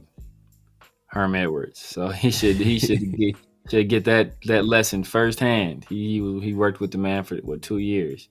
So yeah, man, you can't scare money, don't make money, right? You play to win the game. Simple as that, man. But yeah, look, man. Hopefully the Raiders get better, man. I'm hoping that they're gonna get better. It's week one. Week one. Let's give them a chance. But I'm not gonna lie, this Ravens game. Facts. Would you say? Maybe Maybe AP needs to go a few rounds with Elijah in the boxing ring. Maybe that'll toughen him up a little bit. Shout out Elijah, man. We see your skills, man, in the boxing ring, man. So now I was gonna ask you, like, would you say that, like, going into this game, right? It's a tough game. We know the Raiders struggle on the East Coast. 10 a.m. start. Obviously, we know that the Ravens lost an emotional game, and they have, like, literally, I don't know, since last Thursday up until next Sunday. So they have plenty of time to prepare for this game, get well rested, going back to a home opener. We know it's going to be a tough game. How would you, like, critique this game? Are you going to critique it on a win or loss, or are you going to critique it from the point of how the Raiders actually compete with a team that's pretty much picked to win, go to the Super Bowl in some case, or actually make a deep playoff run? I'm going to critique it somewhat based on what we saw this game, and did they make the necessary adjustments going into this next game? Like how is the offensive line blocking?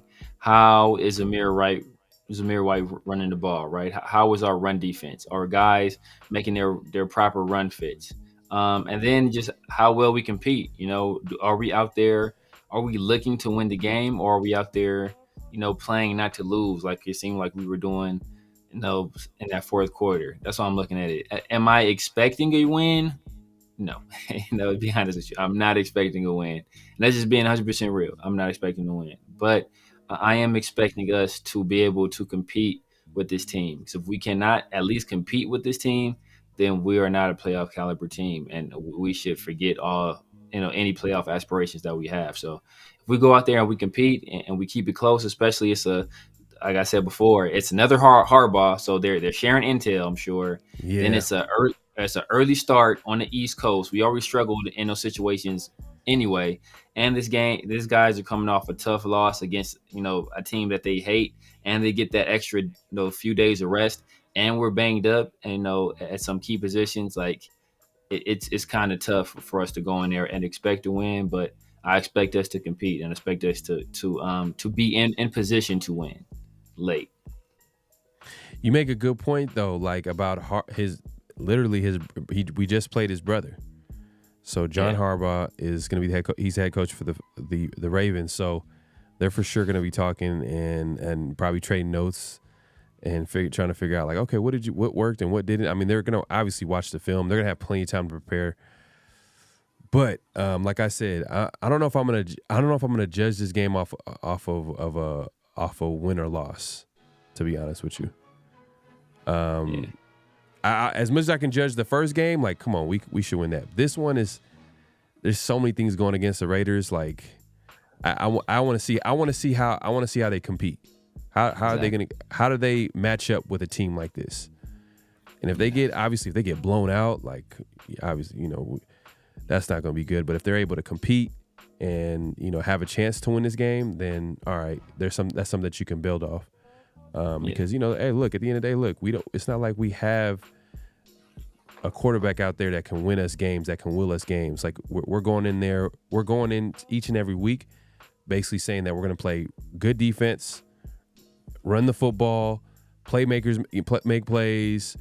You got to manage the game. There's so many things that have to go right for the Raiders to win, and just based off how they're currently constructed. I mean, you don't have the quarterback to will you to win games or win close games. Like, you don't have that. Hopefully Minshew can be that, or AOC, whoever's that quarterback. But as of right now, we can't say that. Exactly. Man, we got people's pulling up. I'm trying to catch up to the chat right now. Let's see.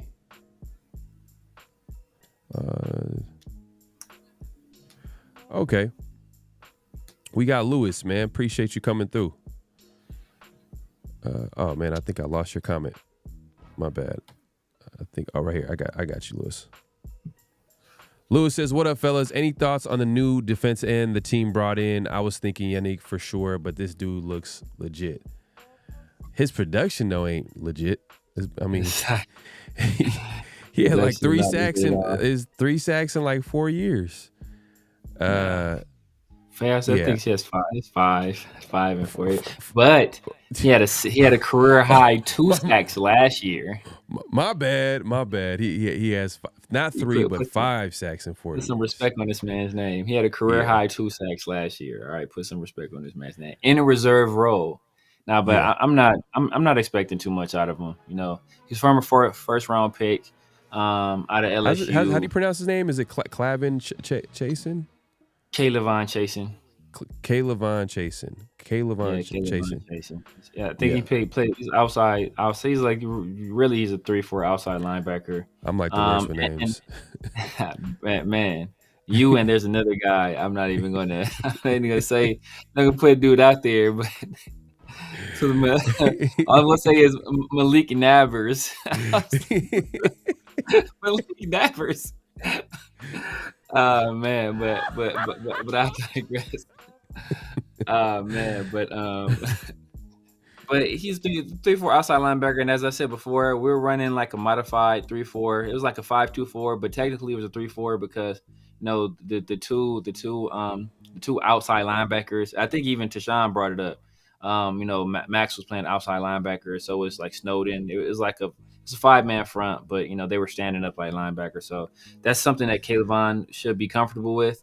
So I think that, but what I'm thinking is that if that may be something that Amari Gaynor has some comfort with as well.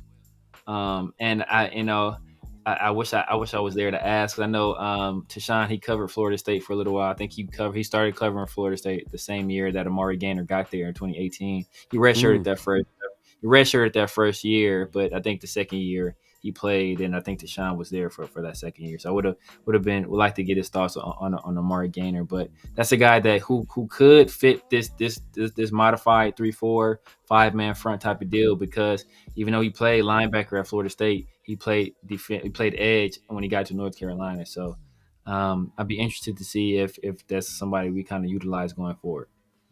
I think what this move really means is that it speaks to the health of our edge rushers. Right now, Kuntz is on injury reserve. Tyree went down with a knee injury. So this is just a matter of like we need depth at that position. So, if he can contribute to the team, hey, it's a plus. I don't think I know you mentioned Unique. Unique, I'm not sure if I think Unique is looking for a certain contract. I don't know. From what I heard, the last thing I heard, the Bears were looking into bringing him back, but there was an issue of how much money he wanted, so that's why he wasn't signed. We know Unique is not the greatest against the run, so he would obviously come in on obvious passing situations. Every year of his career, he's had at least 8 sacks up until last year because he got hurt. So, he had 10 sacks with the Raiders back in 2021. So I can see why Raider Nation would want to bring him in, and he has a good relationship with Max. Hopefully he's not going to the Kansas Chiefs logo and try to do what he did that year in 2020 when he was there, or was it 2021, I believe. Yeah. But yeah, I think it would be nice, but I'm not sure if Unique would want to come at a vet minimum like the Raiders are trying to pay. Like they brought in, I'm sure they brought in Chasen, and it's probably pretty cheap. Like they brought him pretty cheap and added him to the practice squad. So we'll see, man. We'll see. Hopefully we get healthy. That's number one. Like I want Kuntz to come back, but I don't know. Like if they're not announcing what the injury is, it's non-contact. I'm thinking worst case scenario, to be honest with you. All Eyes on G says, I heard on the streets that Pharaoh is a flag football legend. If you know, you know. I'm retired, man. I'm retired. Those days are over. I'm retired. Hey, man, if you know, you know, man. That's funny. That's funny, man. The way Pharaoh was sweating in this LA Heat, bro, he might die if he play football, bro. Oh, but my eyes was burnt. Like it was like 100 and some degrees. I wasn't wearing no hoodie. Like I'm wearing a hoodie now, but like I wasn't wearing no hoodie out there. I was wearing a shirt. He had the shades and everything, bro. And man, my dude, man. Severe was like, what he? Why are you sweating? It's 100 and some degrees, man. This dude is used to that. Used to weather like that, man. That's crazy. Used to it. All right, what it is, man. So Raider Pete says, I'm all for AP, but rah-rah speeches are going to burn out real quick if we go 0-3. I'm optimistic about Sunday. Danny will make his field goals. It will matter. We'll see. Man. We'll see, man. And I wonder, was Daniel Carlson's family there? That's last time he was missing on damn field goals, when his family was there. His family in attendance or something like that? This bro cannot kick when his family's in the building at all. Yeah. I don't know. He seemed rusty. It just felt like that whole quarterback battle in the preseason like threw this whole team off. Like the run game, we didn't see a lot of Zamir. Zamir didn't get a chance to run the football. I mean, Madison, did he get some carries? I felt like the main focus of the preseason was that quarterback battle, and I get it. Quarterback's the most important position. They have to figure it out. But I don't know, man. And not to say that I think Carlson was still out there kicking field goals out in the preseason, so he had no excuses. He should be able to make that. But hey, look, kickers sometimes miss field goals. It happens. Yeah, man. It is what it is. Let's move. Yeah. Yes. As Players mess up too, man. That's true. Let's actually get to the second notable quotable. The second notable quotable. So this one is with Devontae. So this is Devontae, man. So, it's the elephant in the room. What everybody's talking about. What does Devontae feel about how Gardner Minshew played his first game? Will he praise him? Will he throw him under the bus? We all know that he was closer to Aiden O'Connell. I think that's kind of the guy he preferred, guy he was more familiar with coming off of last year. So, I'm sure the question everybody was asking is, how did Devontae feel that Minshew performed?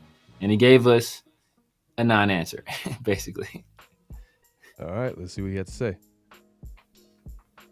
What did you see from Gardner in his first start for you guys? Saw some good things, some things we can work on too. But we all got to work together to help him as much as possible. It's a really difficult position to play, and the better, more rhythm we can establish and find out what works best for him and what works best for his offense, you'll see a better result. Yeah, I don't know, man. I think it's gonna. It's gonna, because they threw the ball to him only 6 times. Yeah. So he's used, from a production standpoint, he's used to at least getting 10, targets. I would say at least 10 targets, 8 to 10 targets, maybe a little bit more. But he only got 6, and he caught 5 out of 6. I think he finished with like 60 yards. I think when you start seeing his numbers dwindling, and he's not getting the ball, and the Raiders continue to lose, it's something to keep an eye on. I know a lot of people are tired of the Devontae Adams talk, but hey, man, like, that's a high-profile player, high-profile wide receiver, and receivers, it is what it is. Their reputation is give me the damn ball, give me the ball. What was the name of which what's the name of Keyshawn Johnson? Throw me the damn ball. Throw me the damn ball. So every receiver, to a certain extent, feels this way. Like, it is what it is. Like, that's the nature of their position. They have to get the ball in order to contribute to the team. But if we're winning, I don't think it's going to be an issue. But the more we got Myra in the building, man. I appreciate the super chat. She just sent over the super chat real quick. Showing some love, man. I appreciate it. We had a chance to meet her on game day at the tailgate. Man. Appreciate the support. OTRS crew, man, and the Raider Nation Live crew, man, everybody, man, everybody's super cool, man. That's one thing I say, man. The content creators that we've been able to interact with, man, all of them been real solid people, man. Real solid people. So, man, facts. I've been fortunate. Yeah. And hey, look what I think MG's wants to. I don't know what's going on. He says, Getsine is vanilla play calling. Where is the innovation and use of all the weapons? Man, look, I guess the simple answer, and I hopefully that's just the problem, is the fact that our O-line got dominated. It's as simple as that. When the other team wins in the trenches, it like really affects everything. It doesn't matter whatever scheme that you got going on, like it really won't matter. Like if their defensive line is dominating our offensive line, because that literally destroys an offense. And look, it affected them so much, they're running shotgun short yardage plays. Like, instead of going under center and, like being aggressive on short yardage, and it literally affected them the entire game. Nah, facts. No, it really did.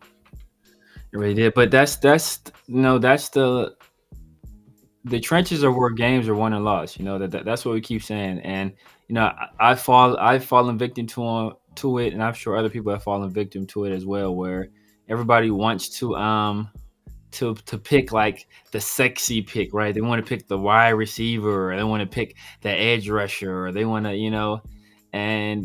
games are won and lost in the trenches. And if you don't have that solidified, then none of that other stuff matters. You can have 20-inch rims on the whip, but if your carburetor jacked up, like your fuel injection don't work, like your engine is malfunctioning, then all the other stuff don't matter.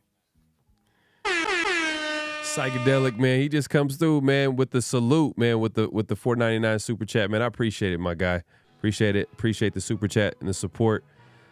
Smoke, as always, man. Another super chat, and he got jokes. He got jokes for me today. He says Pharaoh had the Blade Wesley Snipes glasses in the heat. Have faith, Raider Nation. We shocked the world on Xmas Day. We can do the same and be more. Hey, I like that. I like that attitude, man, for sure. Appreciate the Pharaoh super was chat, Smoke. Pharaoh was sweating like Wesley Snipes when the IRS called. Man, it was crazy, man. Like that experience, like I'm gonna bring a towel for sure. Like I'm gonna have a towel. Like I'm gonna have, I was the same way, bro. But I will say this too. If I know that it's gonna be 100 degrees, I'm not going to no game. It's a waste of time. I'm letting you know it's a waste of time to go to a game where it's 100 degrees because it's gonna be uncomfortable the whole time. It's gonna be uncomfortable. I mean, the stadium was alright. It was a little bit cooler, I guess, but I ain't gonna lie. I didn't like the Chargers Stadium, to be honest with you. I don't like it. I like it. It's a nice. I mean, I've been in work. I've been to the Coliseum first time. So the Coliseum had personality, though. The Coliseum had personality.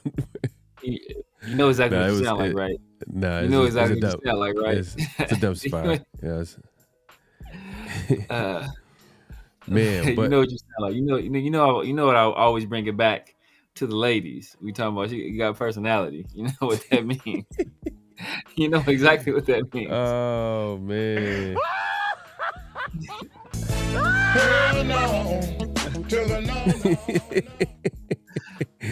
Hell no, man. Hey, Myra with another super chat. Oh, I appreciate it. She got me on a super chat. I got you. Oh man. We not done with that, huh? But I appreciate the super chat, Myra. She says, thanks to 50/50 100 Show for coming through the tailgate, as well as that chat fam Hollywood Severe pulled up with his gun show. Oh, that's hella funny.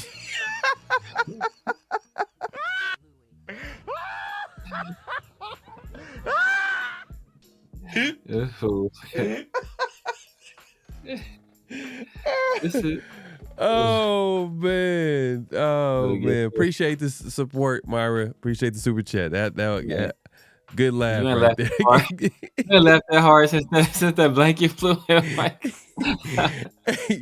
That was funny. I didn't like that. She came through at the end. Oh, that was funny. Oh man, I don't know what's going on. I'm having technical issues, but let me. Man, that was hilarious. Oh man, look. Gerald says Raiders don't tank and quit on seasons. No, they're not gonna tank. They're not gonna tank. They're not gonna quit. It's game one, man. It's 16 games left, man. It's a 17 game season, soon to be 18 game, but as of right now it's 17, and there's 16 games left. So it's a tough start because we felt like the Chargers was a winnable game, and now we have to play Baltimore. That's why I think a lot of people are down, is because like, damn, like this is a game that we're supposed to win. And then everybody was kind of, if we were being honest, everybody was like, all right, we're gonna beat the Chargers. All right, Ravens, tough game, East Coast game. They're probably gonna win that. And then, we come back home opener. The second home opener, because it was a man. Chargers had their home opener in LA, but in reality, like the Raiders outnumbered them. Like the fans outnumbered them. Like it was crazy. Like. Yeah. Literally, the stadium was damn near blacked out. Fact. At least 60-40, possibly 70-30. Yeah, but it was that was the most Charger fans I ever seen. I didn't think they existed that. Like I didn't think they were even like, because a lot of people were saying like, oh, they got a lot of fake fans, and there's a lot of robots in their stadium and stuff like they were in jerseys. Those are the fake fans, bro. They're just there because the Harbaugh. Like if they would have lost that game, they wouldn't have been there week 2 or whatever the next day they play a home game. If they would have lost, you would never see none of those people again, bro. They was just all there for the hype, bro. As soon as they start losing, they gonna crawl back into their shell, and you'll never see them again. Oh man, y'all wild today, man. Y'all wild today, man. I'm just gonna have this is Severe. You can go ahead and read this right here. This is all you.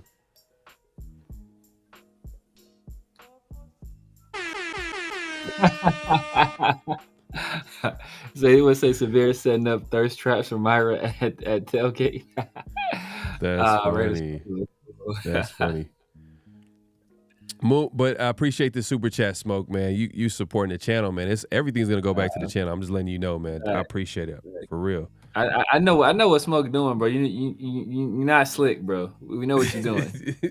You know what you're doing, bro. You're trying to get us back for that dinner indirectly. Moon over Miami says yes, but the fans didn't help them win. Yeah, facts. It didn't. I was there. I was there. I thought I was gonna help, but I guess I didn't help. So I'm gonna stay home. I'm gonna stay home this week. I'm not going to that Baltimore game, but hopefully it means that they win. So that's at the end of the day, that's all that matters.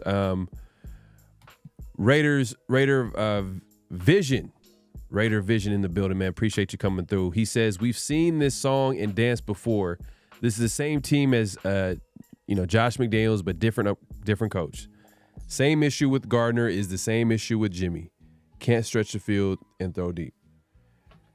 I don't know. I think it's harsh to compare McDaniels to Pierce because I feel like Pierce has a better, I guess, I don't know. Like I feel like the team has better chemistry than they had with McDaniels. Let's say that.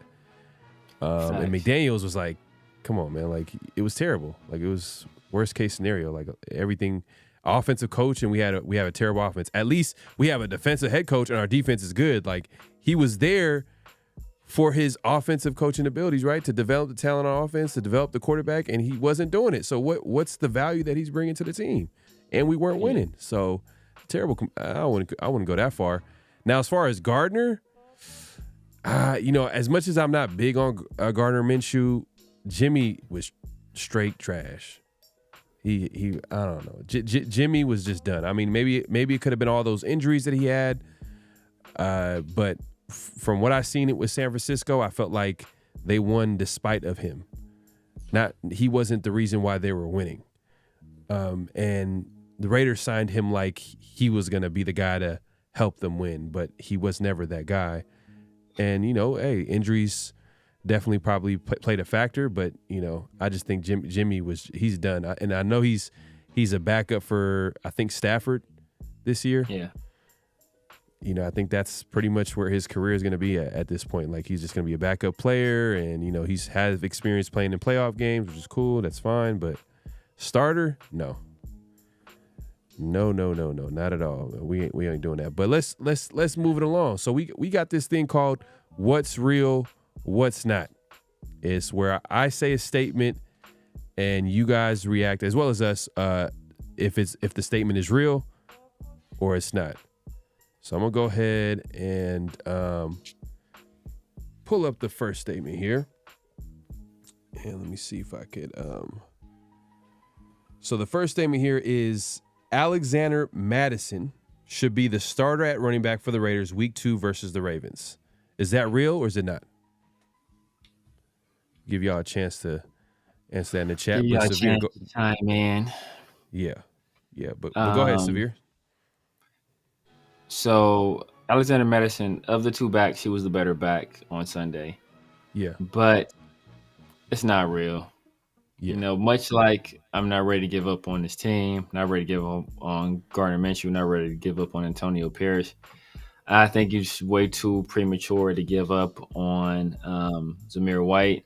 Now, maybe if Zamir has a tough week of practice, those things change. But as things currently stand, not real. I don't think Alexander Mattison should be starting. I think we should start the game with Zamir. I agree with you, but I'm gonna say that it's real.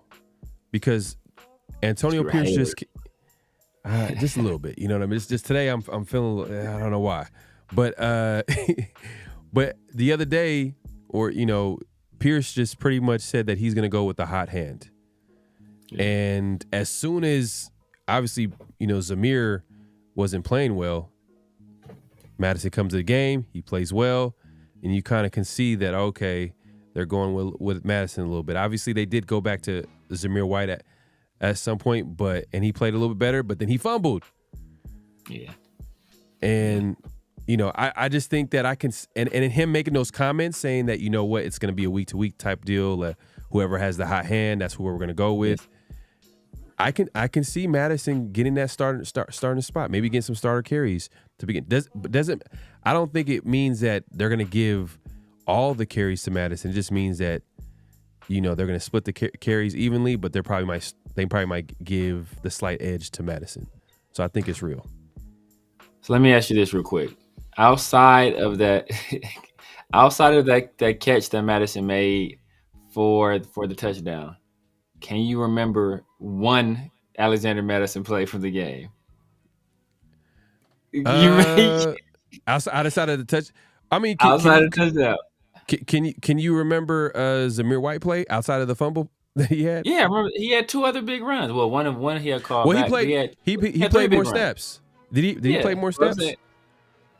I don't recall. Did he at the end? I think it might have been split evenly. Maybe I gotta check it again. But I mean, he had a few carries. I mean, he didn't have like any like explosive runs. But I do think that he fits the offense a little bit better because he has that experience playing in a zone scheme. So maybe it makes sense until Zamir kind of.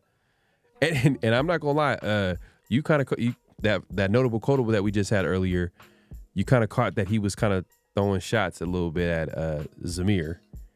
Yeah. So he probably feels that, hey, maybe I should be the guy, man. This guy, he ain't got no moves in his body, man. Like he's not gonna make anybody miss at the end of the day. So I think it's a possibility that Pierce, who is he's trying to keep that job at head coach. We don't know how long he's gonna be there.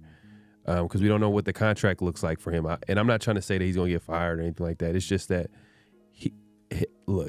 he knows he's only going to go as far as he feels confident about that defense, but then he knows that offense is what's going to contribute to them winning long term. So if it means that Madison's good right now and then Zamir will come along later, that might be the case. So I can see that happening. Week 2, Madison might end up getting the slight edge when it comes to the carries, might start the game.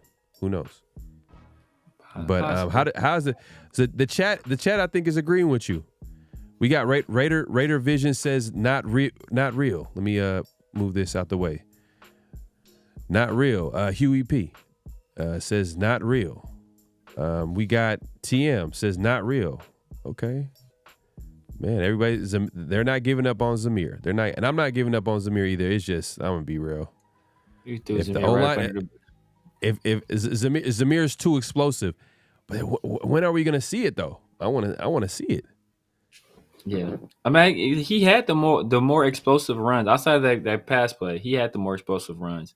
I think Madison understands the system better now, but I think it's only a matter of time before Zamir, once his knowledge catches his understanding of it catches up. I think he'll be the better player.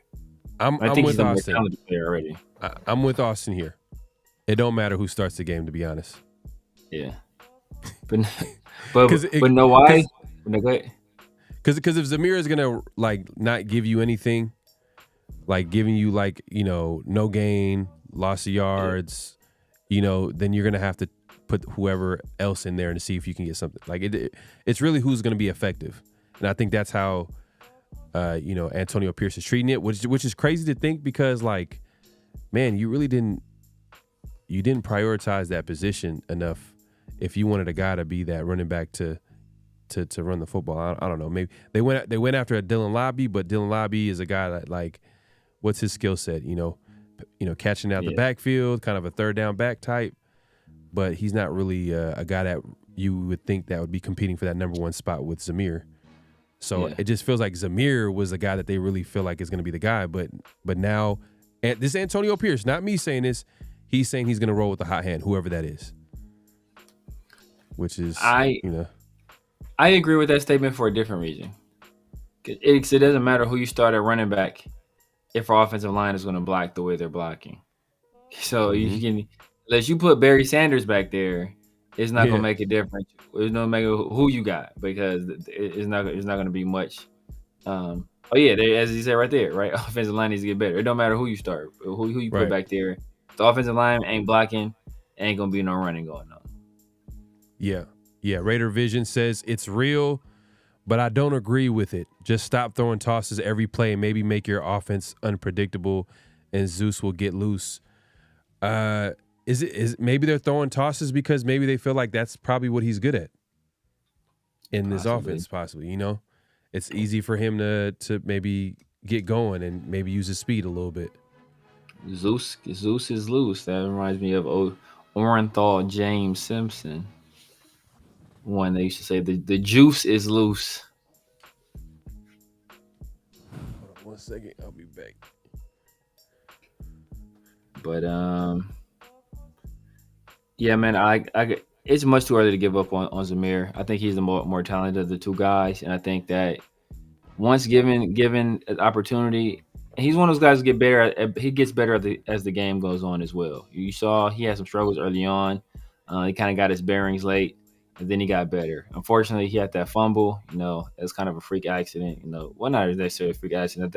They made a play. One guy, was grabbing at him, grabbed his arm. The other guy came and hit the ball out simultaneously. It was a good play by them, but he started to run much better later on in the game, man. I just at that point they got up 2 scores and we had to abandon the run, but I think he'll get it together sooner than later.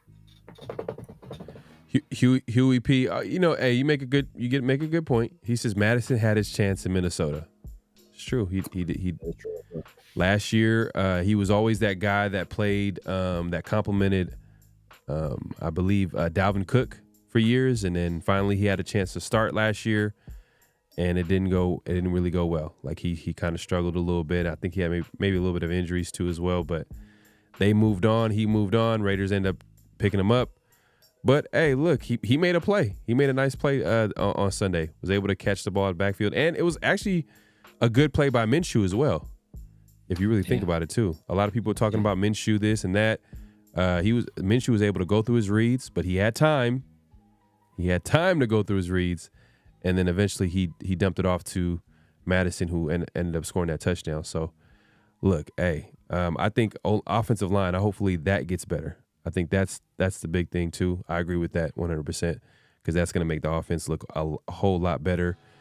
And I want to see Jackson Paris-Johnson, man. I want to see this kid out there, man. I want to see him.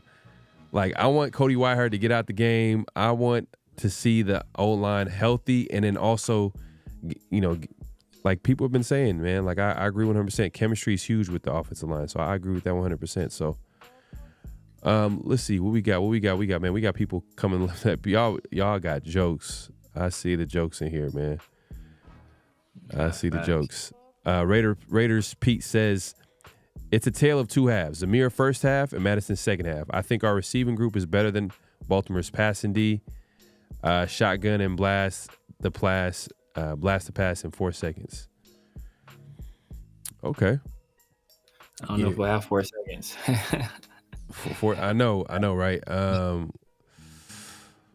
We'll see. I mean, do you think the Chargers D-line is better or the Ravens? I think the Chargers is better. The Chargers is better. They got Bosa and Mack, and Puna Ford was playing crazy. Matabuke is crazy, but that's like the Ravens' main. No, they also got a DN. They got a pass rusher. He's pretty good. He's pretty talented too. As well as obviously the D tackle they just gave an extension this offseason. Yeah. You just mentioned him. So and Roquan Smith too is in. Oh man, they always got them linebackers on that team. And then they got Cal Van Noy too. The matchup. Well, I mean, not to get too far ahead, but matchup I might be interested in seeing is, Hamilton. Does he? Brock Bowers had a good first game. Do they stick him on Brock Bowers, or do they? Maybe they stick him on his Notre Dame teammate, Malcolm Mayer. That'll be interesting. Man, hey, if we can get the run game going, man, it's gonna make everything easier. So we'll see, man. We'll pay attention. My 2 cents, man, he says had high expectations of Zamir, but he didn't do much to show progression. Yeah, I just think Zamir is just the type of running back that he needs to have solid run. He needs to have an O-line block. Like, he's not the type of running back where, he can make something out of nothing. I think he just if he can get solid blocking up front, I think that's where you're going to see him play up to his abilities. But yeah, facts. We'll see. The O-line hopefully gets better.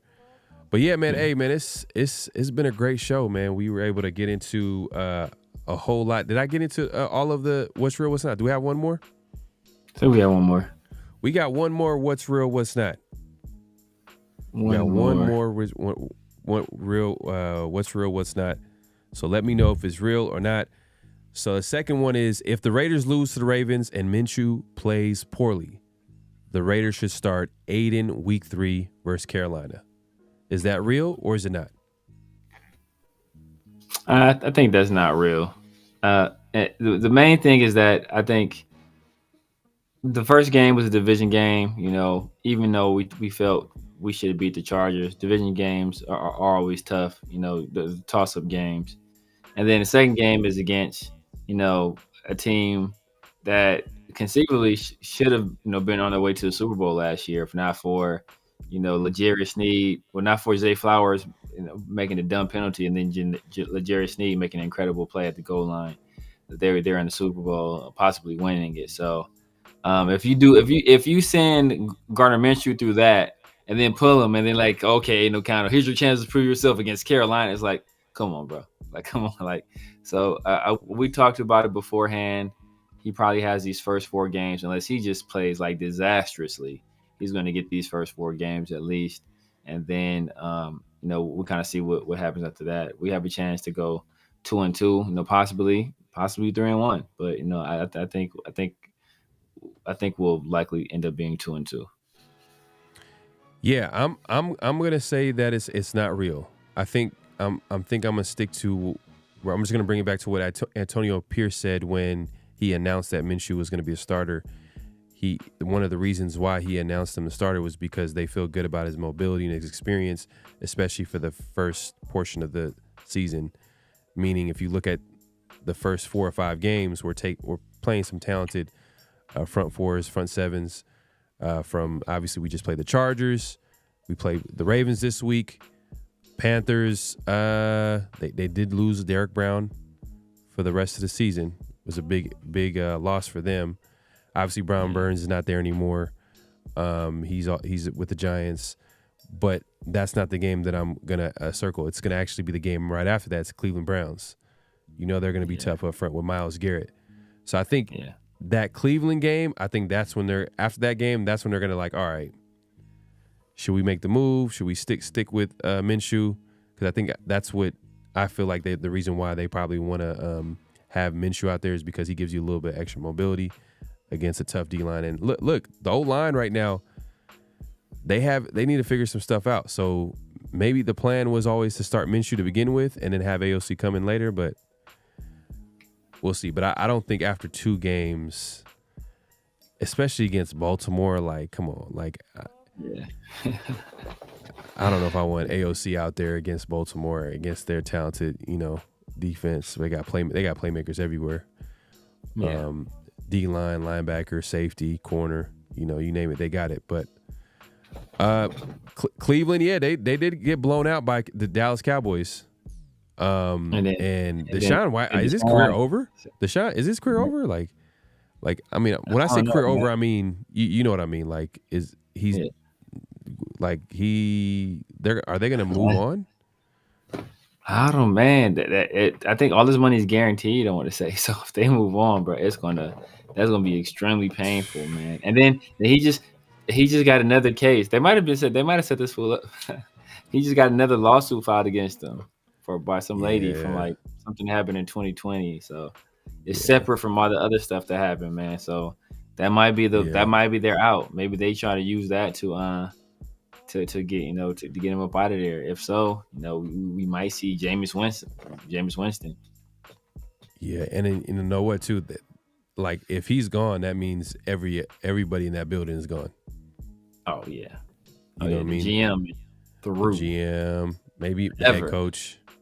And if the head coach is gone, Stefanski. Oh, I am not gonna lie.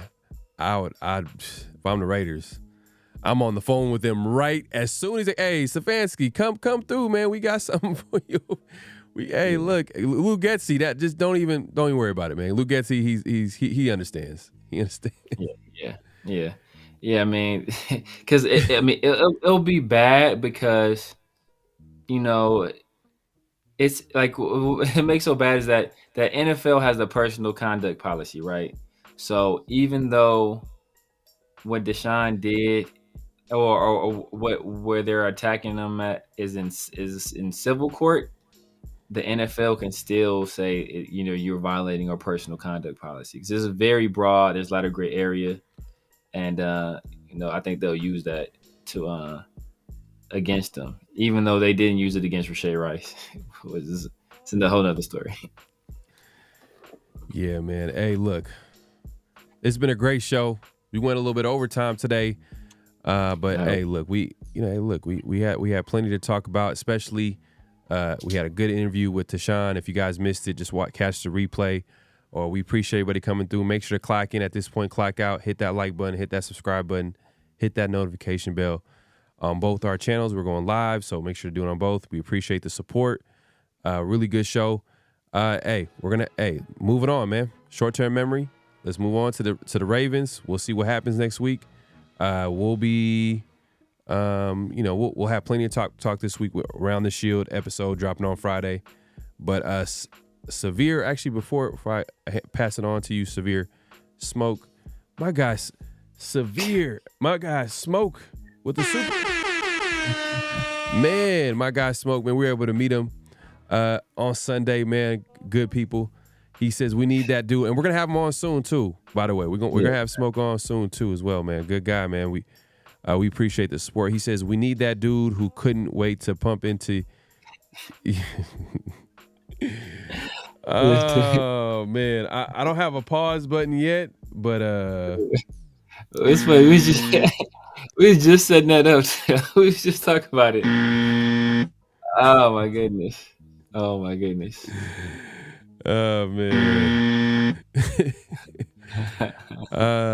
Man, I know what you're doing.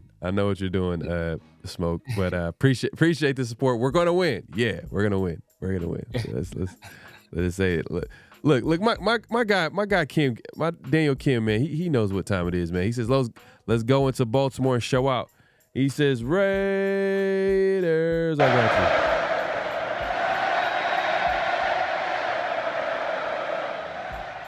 Man, we appreciate the support. Severe, man, let the people know where they can find you and what to look forward to, man.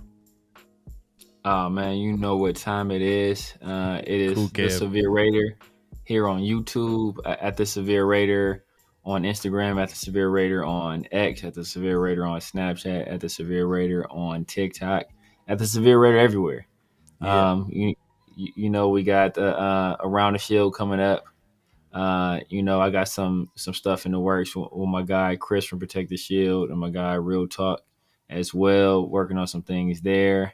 Mm-hmm. And as always, man, every Tuesday night, 50-50 show, man. We've been going strong, man. Going strong for a while now, man, and only gonna get stronger. There you go, man. So every Tuesday, evenings, possibly nights, just tune in. Make sure to hit the notification bell. 50-50 show. We do this every Tuesday. And then be on the lookout. When you hit that notification bell, you'll be notified when we drop new content. Sometimes we do post-game shows. Sometimes we do some random shows during the week. But guaranteed is every Tuesday, evening, night, we do the 50-50 show. And then every Friday, we drop an episode of Around the Shield with obviously myself, Severe, and Big Mike Raider. We appreciate everybody coming through.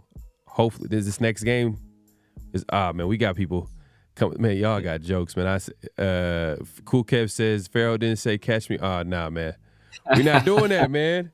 We're not doing that.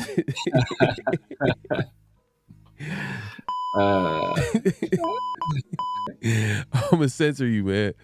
But D Menace, man, like, hey, he's leaving on a high note, man. I appreciate the super chat for real, man. I'm gonna go ahead and give you the air horn salute. And he said, Raiders, I got you, man. Marty Mark got a joke too. Marty Mark got jokes too. I'm gonna get a true social though. Don't play with me. I will be on a true social. Do not play with me. Marty Mark's dying. Huey, man, hey, just leave us alone, man. We trying out here, man. We trying, man. Smoke, you got jokes, man. We're gonna have you on soon, man, for sure, man. We're gonna have you on soon. That's gonna be fun. But yeah, man, we appreciate everybody coming through. Make sure to clock in, clock out at this point. Hit that like button, hit that subscribe button, hit that notification bell, all that good stuff. We always gotta remind you, just cause y'all be forgetting sometimes, man. So we just want to give you that friendly reminder. But like I said, we appreciate everybody coming through. Any last thoughts, Severe, before we head out?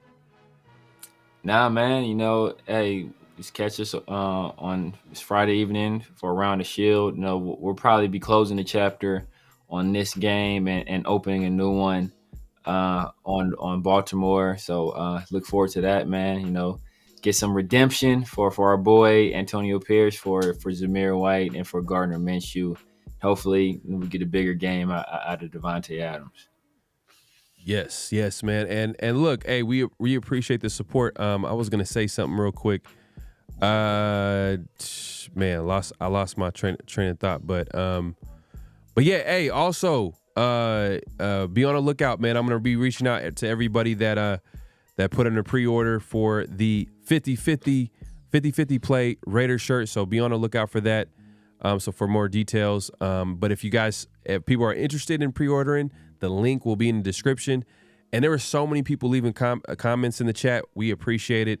I wasn't able to get to all of them, but a great way to actually get your comment read is actually to leave a super chat. But I try my best to get to the comments in the chat. If not, leave a comment after the video. Just leave a comment after the video. We got y'all, man. We love hearing from the people. And conversating with the nation. And if you disagree with us, agree with us, whatever, man, we just go ahead and leave a comment after the video. But we heading out, man. We went overtime today, but we appreciate the support. Till next time, peace.